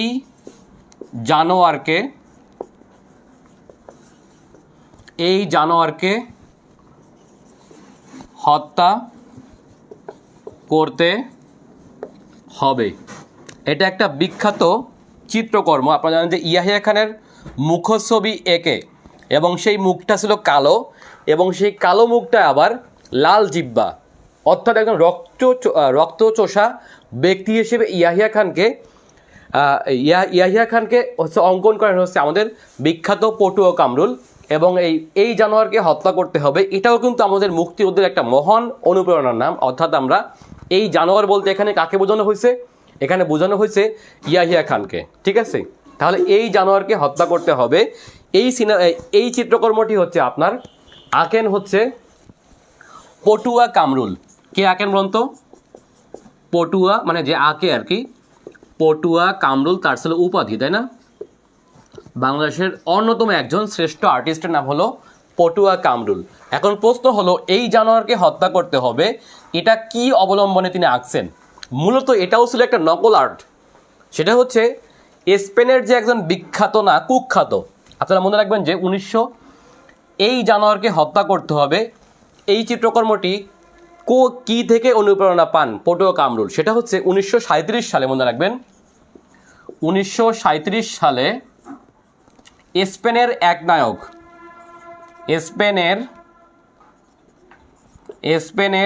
নায়ক, আচ্ছা নাম কি বলুন তো? ফ্রাঙ্কো। 1937 সালে স্পেনের এক নায়ক ফ্রাঙ্কো কোন দেশের এক নায়ক ছিল? ফ্রাঙ্কো অবলম্বনে, আচ্ছা অর্থাৎ স্পেনের খলনায়ক বলা হয়, এক নায়ক না বলে খলনায়কও বলা যেতে পারে। তার নাম হলো কি? ফ্রাঙ্কো। এই ফ্রাঙ্কোকে নিয়ে পাবলো পিকাসো, বিখ্যাত আর্টিস্ট, নাম কি বলুন তো? Pablo Picasso. এই পাবলো পিকাসো এই ফ্রাঙ্কোকে নিয়ে একটি চিত্রকর্ম আঁকছিলেন, তার নাম হলো dream and lie of Franco. Dream মানে স্বপ্ন, DREAM, ড্রিম অ্যান্ড লাই মানে মিথ্যা, LIE, dream and lie of Franco, FRANKO। ঠিক আছে, এটা একটা বিখ্যাত। আচ্ছা, প্রশ্ন যেটা আসে যে dream and lie of Franco এটি কে অঙ্কন করেন? এটি অঙ্কন করেন হচ্ছে আপনার বিখ্যাত চিত্রশিল্পী পাবলো পিকাসো। এখন দেখেন, এই যে পাবলো পিকাসো কোন দেশের বিখ্যাত শিল্পী, এটা কিন্তু অনেকবার অনেক পরীক্ষা আসছে। সেটা হচ্ছে স্পেনের বিখ্যাত শিল্পী, এবং পৃথিবীর ইতিহাসে একজন শ্রেষ্ঠ চিত্রশিল্পীর নাম হলো পাবলো পিকাসো। অর্থাৎ 19 শতকের পৃথিবীর শ্রেষ্ঠ চিত্রশিল্পীকে বলা হয় পাবলো পিকাসো। এই পাবলো পিকাসো 1937 সালে সেদেশেরই এক নায়ক, যার নাম হলো ফ্রাঙ্কো। এই ফ্রাঙ্কোকে নিয়ে একটি চিত্রকর্ম আঁকেন, ব্যঙ্গচিত্র, যার নাম হলো dream and lie of Franco. এই dream and lie of Franco থেকে অনুপ্রাণিত হয়ে আমাদের চিত্রশিল্পী, অর্থাৎ বাংলাদেশের চিত্রশিল্পী পটুয়া কামরুল একটি ছবি আঁকেন, যাকে বলা হয় এই জানোয়ারকে হত্যা করতে হবে। ঠিক আছে, তাহলে এটাও কিন্তু আমাদের একটি নকল চিত্রকর্ম আমরা বলতে পারি, অর্থাৎ অনুপ্রেরণা পান ফ্রান্স থেকে, স্পেন থেকে, স্পেনের বিখ্যাত চিত্রশিল্পী পাবলো পিকাসো থেকে, ঠিক আছে। এবং এভাবে হচ্ছে আপনার এই চিত্রকর্মটি আনেন, যদিও এটা আমাদের মুক্তিযুদ্ধের একটি মহান অস্ত্র, অর্থাৎ এটাও কিন্তু আমাদের মুক্তিযুদ্ধে অনেক বেশি ভূমিকা রাখে। সেটা কীভাবে দেখেন, সেটা হচ্ছে আমরা একটা অনুপ্রেরণা পাই। এই পোস্টারটি অনেক বেশি বিখ্যাত এই কারণে। আরও একটা কথা বলে রাখা দরকার যে মুক্তিযুদ্ধকে মানুষকে জাগিয়ে তোলার জন্য এই ছবিটি অনেক বেশি ভূমিকা রাখে। সো এই বিষয়ে আপনারা হয়তো অনেকে জানতেন না, এখন জানতে পারলেন, ঠিক আছে। আচ্ছা, এখনও কিন্তু মুক্তিযুদ্ধ শুরু হয়নি, বাট মুক্তিযুদ্ধকে এইসব ঘটনাগুলো বারবার অনুপ্রাণিত করছে, এই জন্য আমি লিখতেছি। এখন এগুলো কি লিখবো কি না আপনারা বলেন, এগুলো কি খুব বেশি হয়ে যায় কি না? আচ্ছা, দ্বিতীয় ঘটনাটা আমরা যেখান থেকে শুরু করব, তখনও মুক্তিযুদ্ধ শুরু হয়নি, বাট তার আগেই আমাদের জাতীয় পতাকা তৈরি হয়ে গেল, তাই না? এখন আমরা দেখব আমাদের জাতীয় পতাকা কিভাবে আসলো। আচ্ছা, আমাদের জাতীয় পতাকা কিভাবে আসলো, তাহলে একটু আমরা লিখতে পারি এবারের ঘটনাটা কি। আমাদের জাতীয় পতাকা, আচ্ছা একটু প্রেক্ষাপটে আসি, আমাদের জাতীয় পতাকা কিভাবে তৈরি হলো। দেখেন, এইখানে আমি দুইটা ঘটনা পড়ছি, একটা হচ্ছে ঢাকা ইউনিভার্সিটির তৎকালীন ইকবাল হল অথবা সার্জেন্ট জহুরুল হক হল বর্তমানে, আরেকটা অনেকে বলে থাকে বুয়েটে। যাই হোক, এই বিতর্কটা একটু আমরা সমাধানের এই মুহূর্তে সুযোগ পাইনি, আমি পাইলে চেষ্টা করবো যে কোথা থেকে আসলে তৈরি হয়। যাই হোক, আমি যেভাবে জানি সেভাবে একটু বলি। আমাদের জাতীয় পতাকা প্রথম যেখান তৈরি হয় এটা কিন্তু মুক্তিযুদ্ধের আগে। আপনারা জানেন যে ঢাকা ইউনিভার্সিটির কোন হল বলুন তো? ইকবাল হল। হলের নাম হলো কি? ইকবাল হল, যার বর্তমান নাম হলো সার্জেন্ট, অনেকেই থেকে থাকবেন এই হলের, সার্জেন্ট জহুরুল হক হল। যদিও আমার হলের নাম ছিল জিন্নাহ হল, যেটা হলো বর্তমান মাস্টার দা সূর্যসেন হল ঢাকা ইউনিভার্সিটির। এই ইকবাল হলে কিন্তু আপনার তৈরি হয় আমাদের মহান জাতীয় পতাকা, তাই না? যেটা হচ্ছে আমাদের বর্তমান যে জাতীয় পতাকা, এই পতাকাটা না, কিন্তু এটা কিন্তু ছিল হচ্ছে, তাহলে আমাদের জাতীয় পতাকা তৈরি হয় হচ্ছে আপনার ইকবাল হলে। ইকবাল হল মানে বর্তমান সার্জেন্ট জহুরুল হক হল। এবং এই পতাকাটা ছিল কিন্তু আপনার মূলত মানচিত্র খচিত, কি বলেন তো? মানচিত্র খচিত জাতীয় পতাকা। এখন প্রশ্ন হলো, এই মানচিত্র খচিত দরকার ছিল কেন? কারণ দেখেন যে ওই মুহূর্তে আমরা একটা দেশ, আমাদের একটা দেশ স্বাধীনতা, দেশের জন্য আমরা যুদ্ধ করব, বাট সেই দেশটা কিন্তু কেমন হবে, মানচিত্র কেমন হবে, এই বিষয়ে কিন্তু আমাদের ধারণা তখন ছিল না ভালোভাবে, তাই না? সো আমাদের লাল সবুজের পতাকার মাঝখানে একটা হলুদ রঙের বাংলাদেশের মানচিত্র ছিল, সেই পতাকাটি ডিজাইন হয়ে হচ্ছে আপনার ইকবাল হলে। এখন ইকবাল হলটা কেন গুরুত্বপূর্ণ ছিল মুক্তিযুদ্ধের সময়ে? এর কারণটা হচ্ছে ইকবাল হলে ছিল তৎকালীন ছাত্র নেতাদের একটি বড় অংশ। এর মধ্যে অবশ্যই প্রথমে বলতে হবে 69-এর যে আর কি 69-এ যখন হচ্ছে আপনার পতনটা হয় আইয়ুব খানের, সেই পতনটা যে নেতৃত্ব দেন তিনি কিন্তু আপনার ছাত্রনেতা তোফায়েল আহমেদ। আপনারা জানেন যে তোফায়েল আহমেদ হচ্ছে আপনার 69-এর মহানায়ক, তাই না? সো এই তোফায়েল আহমেদ ছিল ডাকসুর ভিপি এবং ছাত্রলীগের প্রেসিডেন্ট পরবর্তীতে। তার হল ছিল কিন্তু আপনার ইকবাল হল। সুতরাং এই তোফায়েল আহমেদের কারণে ইকবাল হলের অনেক গুরুত্ব ছিল ওই মুহূর্তে, এবং পাকিস্তানিদের যে টার্গেট ছিল ওই মুহূর্তে। আপনারা জানেন যে পাকিস্তান যখন হচ্ছে এদেশে প্রথম আক্রমণ করে 25শে মার্চ, সেই 25শে মার্চের আক্রমণের 3টা বড় টার্গেট ছিল। এর মধ্যে একটা হচ্ছে ঢাকা ইউনিভার্সিটি এবং তার আবাসিক হলগুলো, আরেকটা ছিল হচ্ছে রাজারবাগ পুলিশ লাইন, আরেকটা ছিল হচ্ছে আপনার বিডিআর পিলখানা। এই 3টাই তখন বাঙালির সবচেয়ে বড় অস্ত্র, এবং তার মধ্যে আপনার এই ইকবাল হল এবং হচ্ছে আপনার জগন্নাথ হল, এই 2টা হলকে আপনার তছনছ করে হচ্ছে পাকিস্তানিরা।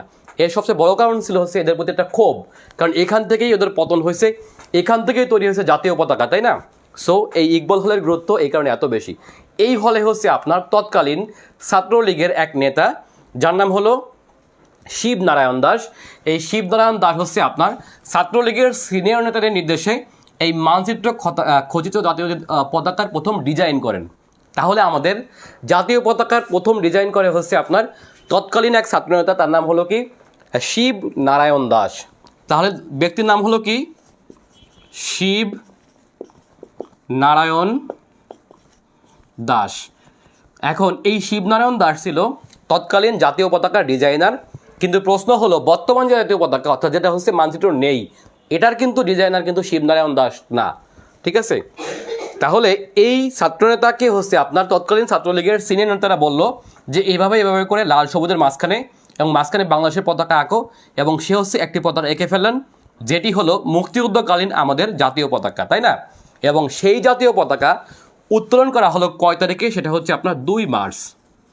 আচ্ছা, 2 মার্চ 1971 সালে আমাদের জাতীয় পতাকা প্রথম উত্তোলন হয় ঢাবির বটতলায়। কোথায় বলুন তো?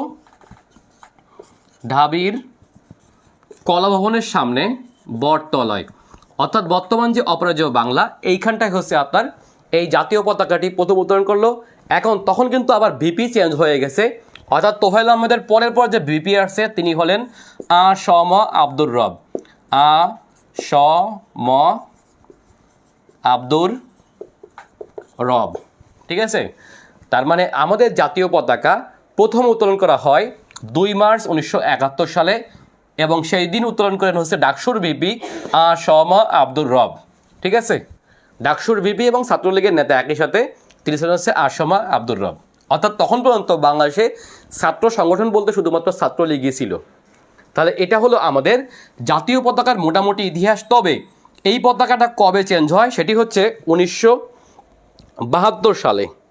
মনে রাখতে হবে 17 জানুয়ারি 1972 সালে, এটা একটা উল্লেখযোগ্য, আপনারা লিখে রাখবেন। 17 জানুয়ারি 1972 সালে বঙ্গবন্ধুর নির্দেশে আমাদের বর্তমান জাতীয় পতাকার ডিজাইন করেন পটুয়া কামরুল।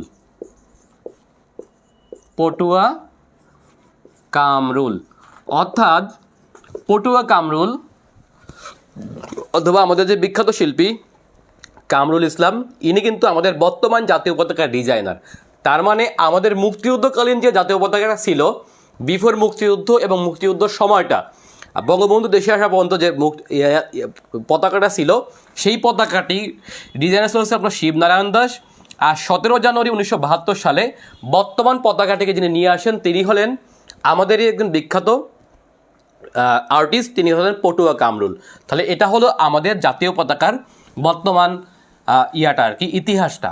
এখন দেখেন যে জাতীয় পতাকার যে বর্তমান মাপ সেটা হচ্ছে আপনার 10:6। কত বলেন তো? 10:6, অথবা কি যেন বলে এরকম আরও ভাগ আছে। ঠিক আছে, 10:6 অথবা মনে হয় 5:3, এটা হচ্ছে আমাদের জাতীয় পতাকার আর কি আমাদের বর্তমান মাপটা। আর এই পতাকাটি প্রথম হচ্ছে আপনার জাতীয় সঙ্গীতের সাথে কিন্তু এটা উত্তোলন করা হয় তার পরের দিন, অর্থাৎ 3 মার্চ। তাহলে 3 মার্চ 1971, দেখেন তখনও কিন্তু মুক্তিযুদ্ধ শুরু হয়নি, তাই না? অর্থাৎ মুক্তিযুদ্ধের প্রেক্ষাপট চলতেছে তখনও। 3 মার্চ 1971 সালে এটা হচ্ছে পল্টন ময়দানে হচ্ছে বঙ্গবন্ধু যখন হচ্ছে ছাত্রলীগের একটা সম্মেলন ছিল, ওই দিন হচ্ছে আপনার শাহজাহান সিরাজ, অর্থাৎ বঙ্গবন্ধু ওই দিন ছিল হচ্ছে আপনার স্বাধীনতার ইস্তেহার পাঠ করবে যেদিন 3 মার্চ 1971 সালে, ওই দিন হচ্ছে জাতীয় সঙ্গীতের সাথে প্রথম জাতীয় পতাকা উত্তোলন করেন বঙ্গবন্ধু শেখ মুজিবুর রহমান, মানে পরের দিন। তার মানে 3 মার্চ 1971 সালে জাতীয় পতাকা উত্তোলন হয় প্রথম জাতীয় সঙ্গীতের সাথে। ঠিক আছে, আবার একটু বলে রাখা দরকার যে মুক্তিযুদ্ধ খুবই সেন্সিটিভ একটা ইস্যু। এখানে হচ্ছে আপনার পড়াতে গেলে কোনো ধরনের ভুল হলে এই ভুলটা অনেক বেশি বড় করে দেখা হয়। সো আমি কিন্তু ভুল ত্রুটির ঊর্ধ্বে নাই, যদি কোনো ভুল হয়ে থাকে আমি পরবর্তীতে সংশোধন করে দিব আপনাদের। ঠিক আছে, কারণ ইতিহাস বিকৃতি হয়ে যায় ডাইরেক্ট। আচ্ছা, তাহলে আমাদের জাতীয় পতাকাটা আপনারা বুঝলেন। তাহলে এখনও কিন্তু আমাদের মুক্তিযুদ্ধ শুরু হয়নি। আমরা আসি কয় তারিখে? আমরা আসি হচ্ছে 2 মার্চে এবং জাতীয় পতাকায়। আমাদের পরবর্তী ঘটনার নাম হলো, আমাদের পরবর্তীতে আমরা যেটা নিয়ে আলোচনা করব সেটি হচ্ছে 3 মার্চ, অর্থাৎ স্বাধীনতার ইস্তেহার নিয়ে। স্বাধীনতার ইস্তেহার। আচ্ছা, প্রশ্ন আপনাদের কাছে, স্বাধীনতার ইস্তেহার কে পাঠ করেন? স্বাধীনতার ইশতেহার কে পাঠ করেন? বাংলাদেশের স্বাধীনতার ইশতেহার কে পাঠ করেন? ঠিক আছে, তিনি কিন্তু সম্প্রতি মৃত্যুবরণ করছেন, সেই ব্যক্তির নাম কি? আপনারা একটু বলবেন, আমি একটু আপনাদের কমেন্ট পড়ব। আমাদের স্বাধীনতার ইস্তেহার প্রথম যিনি পাঠ করেন তিনি কে?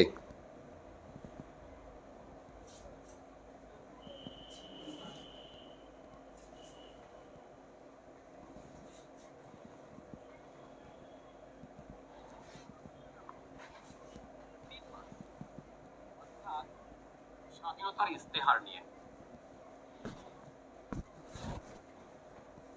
কোন ভিডিওটি জানি ইয়া করছে,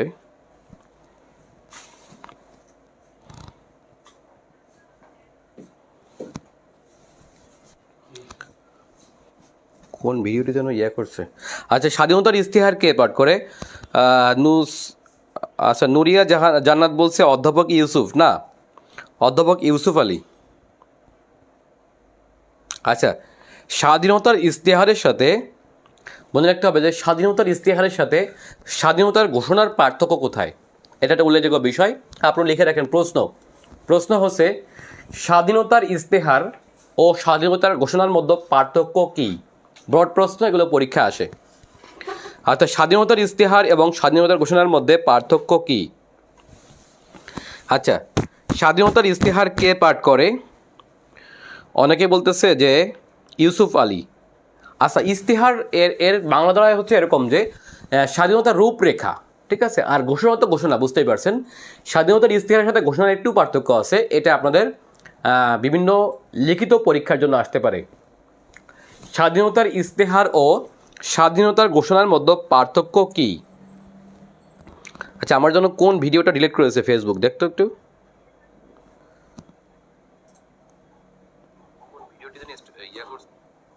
আচ্ছা, আমার জন্য কোন ভিডিওটা ডিলিট করেছে ফেসবুক, দেখ।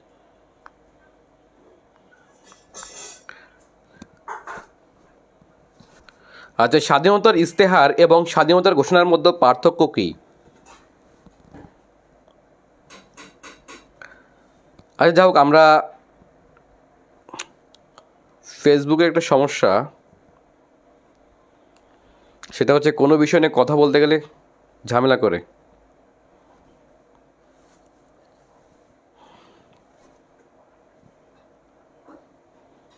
আচ্ছা, আমরা শুরু করি। স্বাধীনতার ইস্তেহারটা কি? আচ্ছা, মনে রাখতে হবে 3 মার্চ 1971 সালে, 3 মার্চ 1971 সালে পল্টন ময়দানে, কোথায় বলুন তো? পল্টন ময়দানে ছাত্রলীগের সেক্রেটারি, ছাত্রলীগ সাধারণ সম্পাদক, ছাত্রলীগের সাধারণ সম্পাদক নাম হলো শাহজাহান সিরাজ।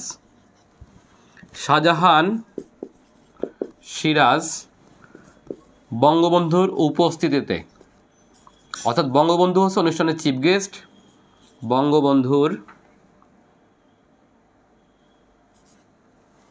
উপস্থিতিতে স্বাধীনতার ইস্তেহার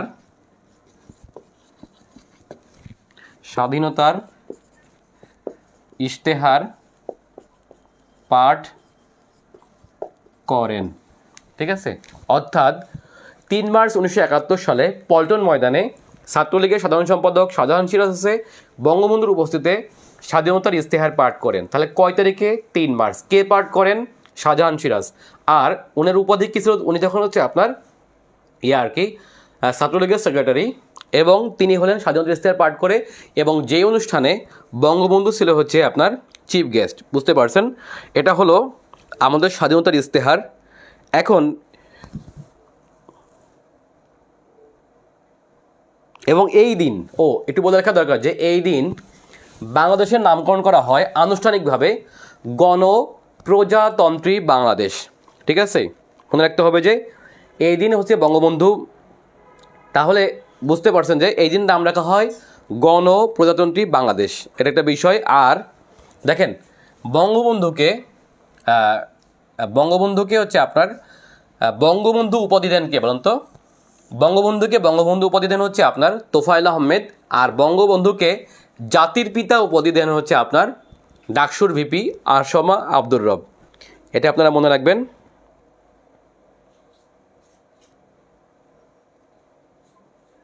আচ্ছা, এই দিন কিন্তু আপনার এই স্বাধীনতার ইস্তেহারেই আছে আপনার এই 3 মার্চ ঘোষণা করা হয় যে বাংলাদেশের জাতির পিতা বঙ্গবন্ধু শেখ মুজিবুর রহমান, অর্থাৎ বঙ্গবন্ধুকে জাতির পিতা হিসাবে আনুষ্ঠানিকভাবে হচ্ছে নির্ধারণ করা হয় এই 3 মার্চ 1971 সালে। ঠিক আছে, এটা আপনারা মনে রাখবেন। আর বঙ্গবন্ধুর যে বিশ্ববন্ধু, বঙ্গবন্ধুকে যে বিশ্ববন্ধু উপাধি দেওয়া হয়, এটা কিন্তু দেওয়া হয় 1972 সালে। আপনারা জানেন যে চিলির সান্টিয়াগো শহরে, চিলির রাজধানী সান্টিয়াগো, এই সান্টিয়াগো শহরে প্রথম যিনি হচ্ছে বিশ্ববন্ধু উপাধি দেন তিনি হলেন তৎকালীন বিশ্ব শান্তি পরিষদের সভাপতি রমেশ চন্দ্র সেন। ওকে, রমেশ চন্দ্র সেন হচ্ছে বঙ্গবন্ধুকে বিশ্ববন্ধু উপাধিতে ভূষিত করেন এবং বঙ্গবন্ধু হচ্ছে আপনার জুলি ও কুরি শান্তি পদকের জন্য মনোনীত হন। যদিও পরবর্তী বছরে অর্থাৎ 1973 সালে বঙ্গবন্ধুকে আনুষ্ঠানিকভাবে এই জুলিও কুরি পদক হাতে পৌঁছে দেওয়া হয়, অর্থাৎ ঢাকায়। ঠিক আছে, আর বঙ্গবন্ধুকে 1000 বছরের শ্রেষ্ঠ বাঙালি ঘোষণা করা হয় হচ্ছে 2004 সালের 14 এপ্রিল। এটা ঘোষণা করে হচ্ছে বিবিসি, অর্থাৎ বিবিসি বাংলার এক অনুষ্ঠানে ভোটাভুটির মাধ্যমে বঙ্গবন্ধু 1000 বছরের শ্রেষ্ঠ বাঙালি নির্বাচিত হন 2 বাংলার মানুষের ভোটে। ঠিক আছে, এই আর সংবিধানের 4 ক অনুচ্ছেদ বলে, সংবিধানের 4 ক অনুচ্ছেদ বলে হচ্ছে শেখ মুজিবুর রহমানকে মানে আপনার সাংবিধানিকভাবে জাতির পিতা হিসেবে ঘোষণা করা হয়েছে।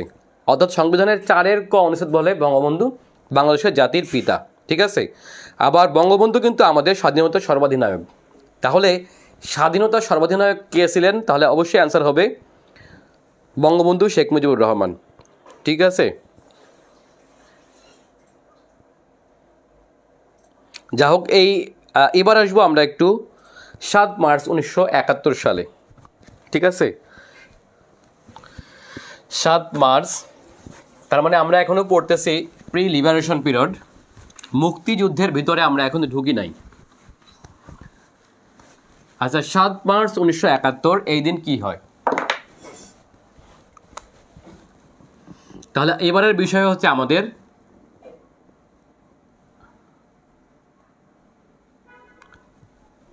সাত মার্চ 1971।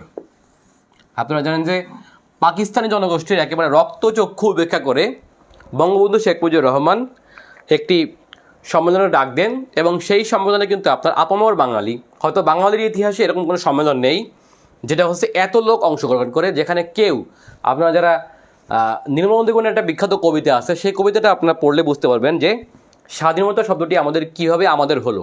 ঠিক আছে, সেই কবিতা দেখবেন যে আপনার কীভাবে বঙ্গবন্ধুর ডাকে কারা কারা অংশগ্রহণ করছিল, একেবারে কেউ বাদ যায়নি। বাঙালি একেবারে ক্ষেত থেকে মজুর কৃষক উঠে আসছিল এবং সেইটা হচ্ছে আপনার এই 7 মার্চে। তো 7 মার্চ 1971 বাঙালির জীবনের অন্যতম একটি শ্রেষ্ঠ দিন, যেদিন হচ্ছে এক প্রকার ফর্মাল না, কিন্তু ইনফর্মাল স্বাধীনতার ঘোষণা হয়ে গেছে অলরেডি। কারণ বঙ্গবন্ধু এই দিন এমনভাবে বললেন যে কিছুই আর বাদ নেই। বঙ্গবন্ধু এমনভাবে বলছে যে এই বলার মধ্যেও আর কোনো কিছু বাদ থাকে না, প্রায় সব কিছু বলে দিয়েছে, কিন্তু ডিরেক্ট হচ্ছে আপনার ওই মুহূর্তে স্বাধীনতা ঘোষণা করেননি। কারণ ঘোষণা করলে কিন্তু বঙ্গবন্ধু গ্রেপ্তার হতো এবং ওই সময় হচ্ছে আপনার অনুষ্ঠানটাও পণ্ড হতো। এখন এই 7 মার্চ 1971 সালে কি, এটা হচ্ছে ঐতিহাসিক সেই ভাষণ, সেই 18 মিনিটের ভাষণ, 18 মিনিট সামথিং সেকেন্ড, অর্থাৎ 19 মিনিটের একটু কম, 18 মিনিটের ভাষণ। সেটি হচ্ছে আপনার 7ই মার্চ ভাষণ, 18 মিনিটের ভাষণ।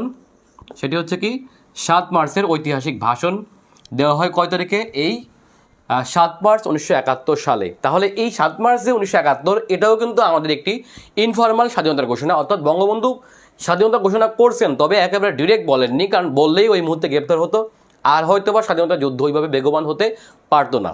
ঠিক আছে, এখন বঙ্গবন্ধুর যে ভাষণটি, এটার তাৎপর্যটা কি?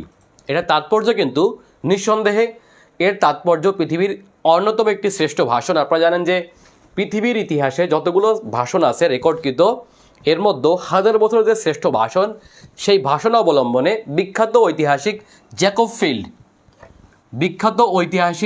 ফিল্ড একটি গ্রন্থ লিখছে। সেটা হচ্ছে we shall fight on beaches the species that inspire history, অর্থাৎ we shall fight on the beaches, এটা হচ্ছে একটা বিখ্যাত ভাষণের নাম। এই ভাষণটি মূলত কে দেয়? এই বইয়ের নামকরণ করা হয়েছিল মূলত হচ্ছে চার্চিলের ভাষণ। আপনারা জানেন যে সেকেন্ড ওয়ার্ল্ড ওয়ারে, দ্বিতীয় বিশ্বযুদ্ধে, মনে রাখবেন যে দ্বিতীয় বিশ্বযুদ্ধে জার্মানির বিপক্ষে, কার বিপক্ষে? দ্বিতীয় বিশ্বযুদ্ধে জার্মানির বিরুদ্ধে, অর্থাৎ অক্ষ শক্তির বিরুদ্ধে ব্রিটিশ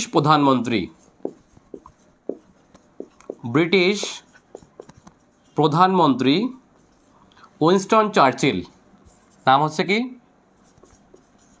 উইনস্টন চার্চিল একটি ভাষণ দেন।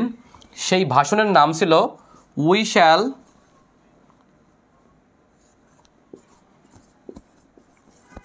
Shall fight, FIGS, we shall fight one the bitches. Beach মানে তো বুঝছেন, সমুদ্রের যে বিচ আর কি। We shall fight on the bitches.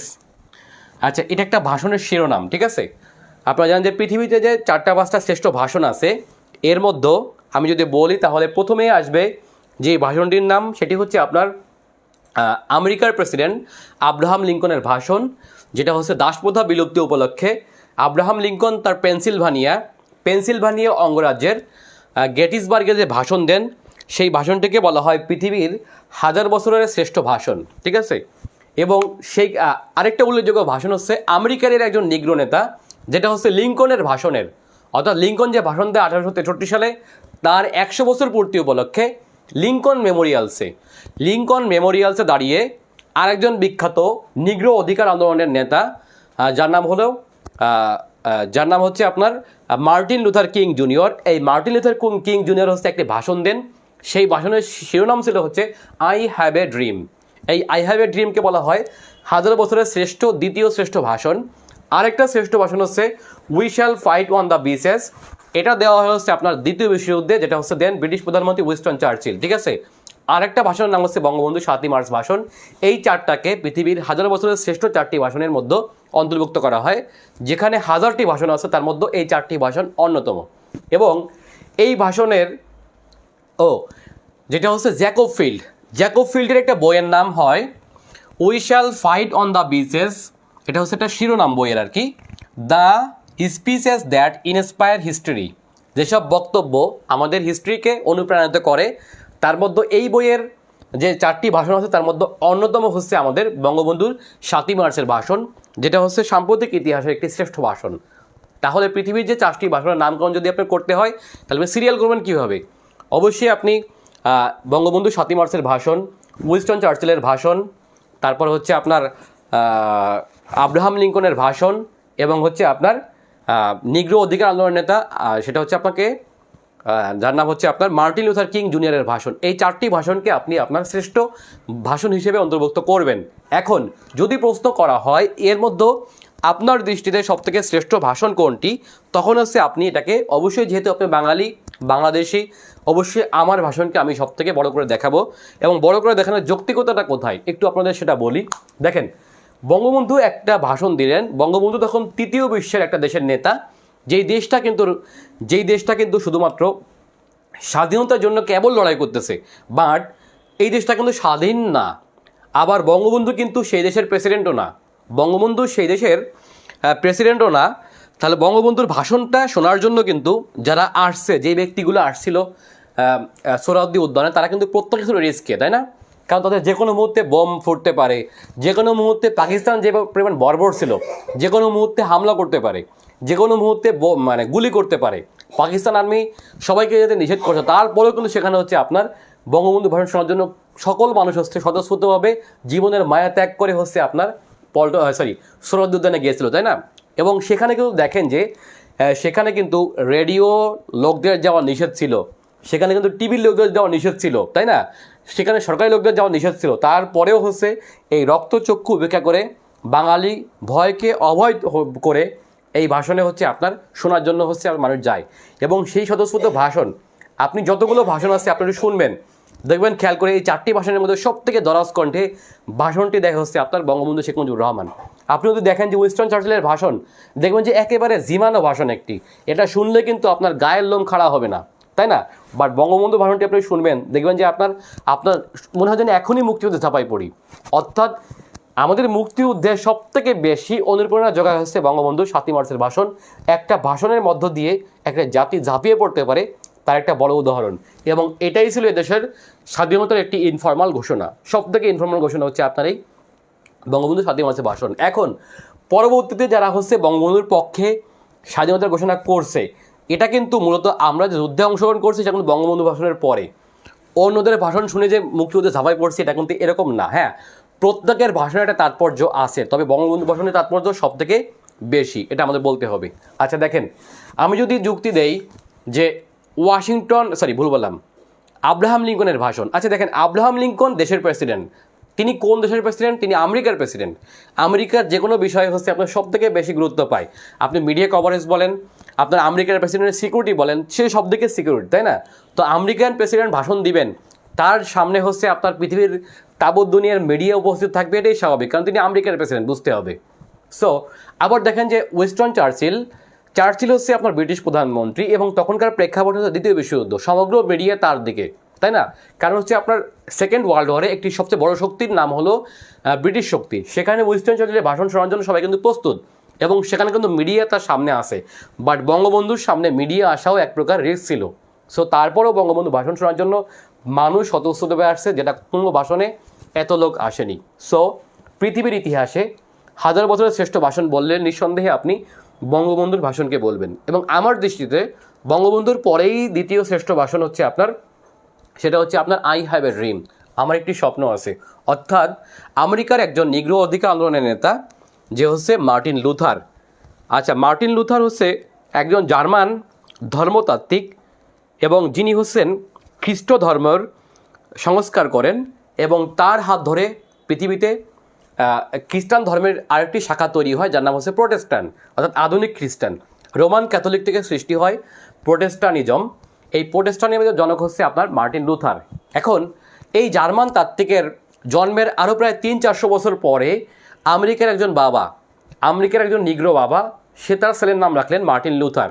যেমন করে আমরা মোহাম্মদের নাম মোহাম্মদ রাখি না একই নামে, ঠিক তেমনই করে হচ্ছে একজন বাবা নাম রাখলেন কি, মার্টিন লুথার।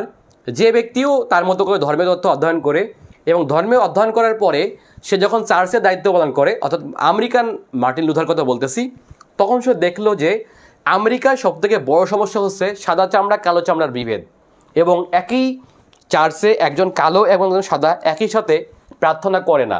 তার মানে ধর্মের ভিত্তিতেও একটা মানে মানুষের স্কিনের ভিত্তিতে মানুষ ভাগ হচ্ছে। এই ভাগটাকে সে হচ্ছে রিমুভ করার জন্য সে কী করলো, সে ধর্ম বাদ দিয়ে হচ্ছে নিগ্রোদের অধিকার নিয়ে কাজ করা শুরু করলো। এবং তিনি যার দ্বারা অনুপ্রাণিত হলেন, তিনি হলেন এই ভারতীয় অঞ্চলের একজন বিখ্যাত নেতা মহাত্মা গান্ধী। এই মহাত্মা গান্ধীতে অনুপ্রাণিত হয়ে মার্টিন লুথার কিং জুনিয়র শুরু করলেন একটা অহিংস আন্দোলন আমেরিকা যুক্তরাষ্ট্রের মতো জায়গায়। এবং সেই আন্দোলনে হচ্ছে আপনার আমেরিকার সাদা কালো বিদেশি বা বিভিন্ন ইয়ারা হচ্ছে অংশগ্রহণ করলো। এবং সেই আন্দোলনের হচ্ছে আপনার একটা পূর্তি উপলক্ষে, অর্থাৎ আমেরিকার দাসপ্রথা যখন বিলুপ্ত হয় তার থেকে 100 বছর আগে, অর্থাৎ 1863 সালে যখন দাসপ্রথা বিলুপ্ত হয় তার 100 বছর পূর্তি উপলক্ষে এই মার্টিন লুথার কিং তখন মোটামুটি পৃথিবীতে ভাষণ দিয়ে জনপ্রিয় হয়ে গেছে, এবং তার দারাজ কণ্ঠের জন্য পৃথিবীতে অনেক বেশি মানুষ তার ভাষণ শুনতো, এবং সেই ভাষণেও অনেক লোক অংশগ্রহণ করছিল। এবং সেই ভাষণে এসে তার যে ভাষণ আই হ্যাভ এ ড্রিম, আমার একটি স্বপ্ন আছে, যেদিন দেখবো যে আমার 4টি ছেলেমেয়ে না 5টি ছেলেমেয়ে যেন ছিল, যারা হচ্ছে সাদা ছেলেমেয়ের সাথে একসাথে খেলতেছে, ঠিক আছে, দূর পাহাড়ে একসাথে খেলতেছে। এই যে বর্ণ বৈষম্যহীন একটা আমেরিকার স্বপ্ন, বর্ণ বৈষম্যহীন একটা পৃথিবীর স্বপ্ন, সেই ভাষণটি কিন্তু পরবর্তীতে অর্থাৎ পরের বছর যেতে নেয় পৃথিবীর শ্রেষ্ঠ ভাষণ হিসেবে এটা হচ্ছে নোবেল পুরস্কার লাভ করে, চিন্তা করতে পারেন। এবং এই ভাষণটা দেওয়ার কারণে কিন্তু নোবেল পুরস্কার পান কে পান, সেটা হচ্ছে আপনার মার্টিন লুথার কিং। এনার কিন্তু কিং হচ্ছে এনার উপাধি, মার্টিন লুথার কিং জুনিয়র এনাকে বলা হয়। অর্থাৎ মার্টিন লুথার কিং জুনিয়র হচ্ছে আমেরিকার নিগ্রো অধিকার আন্দোলনকারী, আর মার্টিন লুথার হলো জার্মানির একজন বিখ্যাত ধর্মতাত্ত্বিক, যে হচ্ছে প্রোটেস্টান্টিজমের জনক। যা হোক, তাহলে পৃথিবীর যে শ্রেষ্ঠ ভাষণ যদি ব্যাখ্যা করতে হয় আপনি এভাবে ব্যাখ্যা করবেন, সেটা লিখিত হোক বা অন্য জায়গা হোক। তাহলে আমরা আসি কোথায়? 7 মার্চ 1971 সালে। ঠিক আছে, এটা হলো আমাদের স্বাধীনতার একটা ইনফর্মাল ঘোষণা, অর্থাৎ 7ই মার্চের ভাষণ। এই 7ই মার্চের ভাষণে কি কি ছিল, কত সময় ছিল, কে রেকর্ড করে, ইত্যাদি বিষয়টা হচ্ছে আপনারা কারেন্ট অ্যাফেয়ার্স ম্যানুয়াল থেকে বিস্তারিত পড়ে নেবেন। এগুলো হচ্ছে এমসিকিউ আকারে প্রশ্ন আসতে পারে। ঠিক আছে, এবার আসবো আমরা মুক্তিযুদ্ধের প্রথম সশস্ত্র প্রতিরোধ। মুক্তিযুদ্ধের প্রথম সশস্ত্র প্রতিরোধ মানে অস্ত্রসহ, তাই না? কিভাবে আমরা করছিলাম বলে রাখা দরকার। এর পরের ঘটনা হচ্ছে কি, 19 মার্চ 1971। এই দিন কি হয়? এটা হলো মুক্তিযুদ্ধের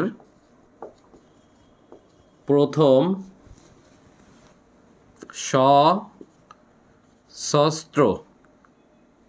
সশস্ত্র বানান কি যেন, সশস্ত্র প্রতিরোধ। আচ্ছা, প্রশ্ন হলো এটা কোথা থেকে শুরু হয়? আপনারা একটু লিখবেন, কমেন্টে লিখবেন মুক্তিযুদ্ধের প্রথম সশস্ত্র প্রতিরোধ শুরু হয় কোন জায়গা থেকে এবং কারা করছিল। আচ্ছা, মুক্তিযুদ্ধের প্রথম সশস্ত্র প্রতিরোধ কোথা থেকে শুরু হয় এবং কারা করছিল?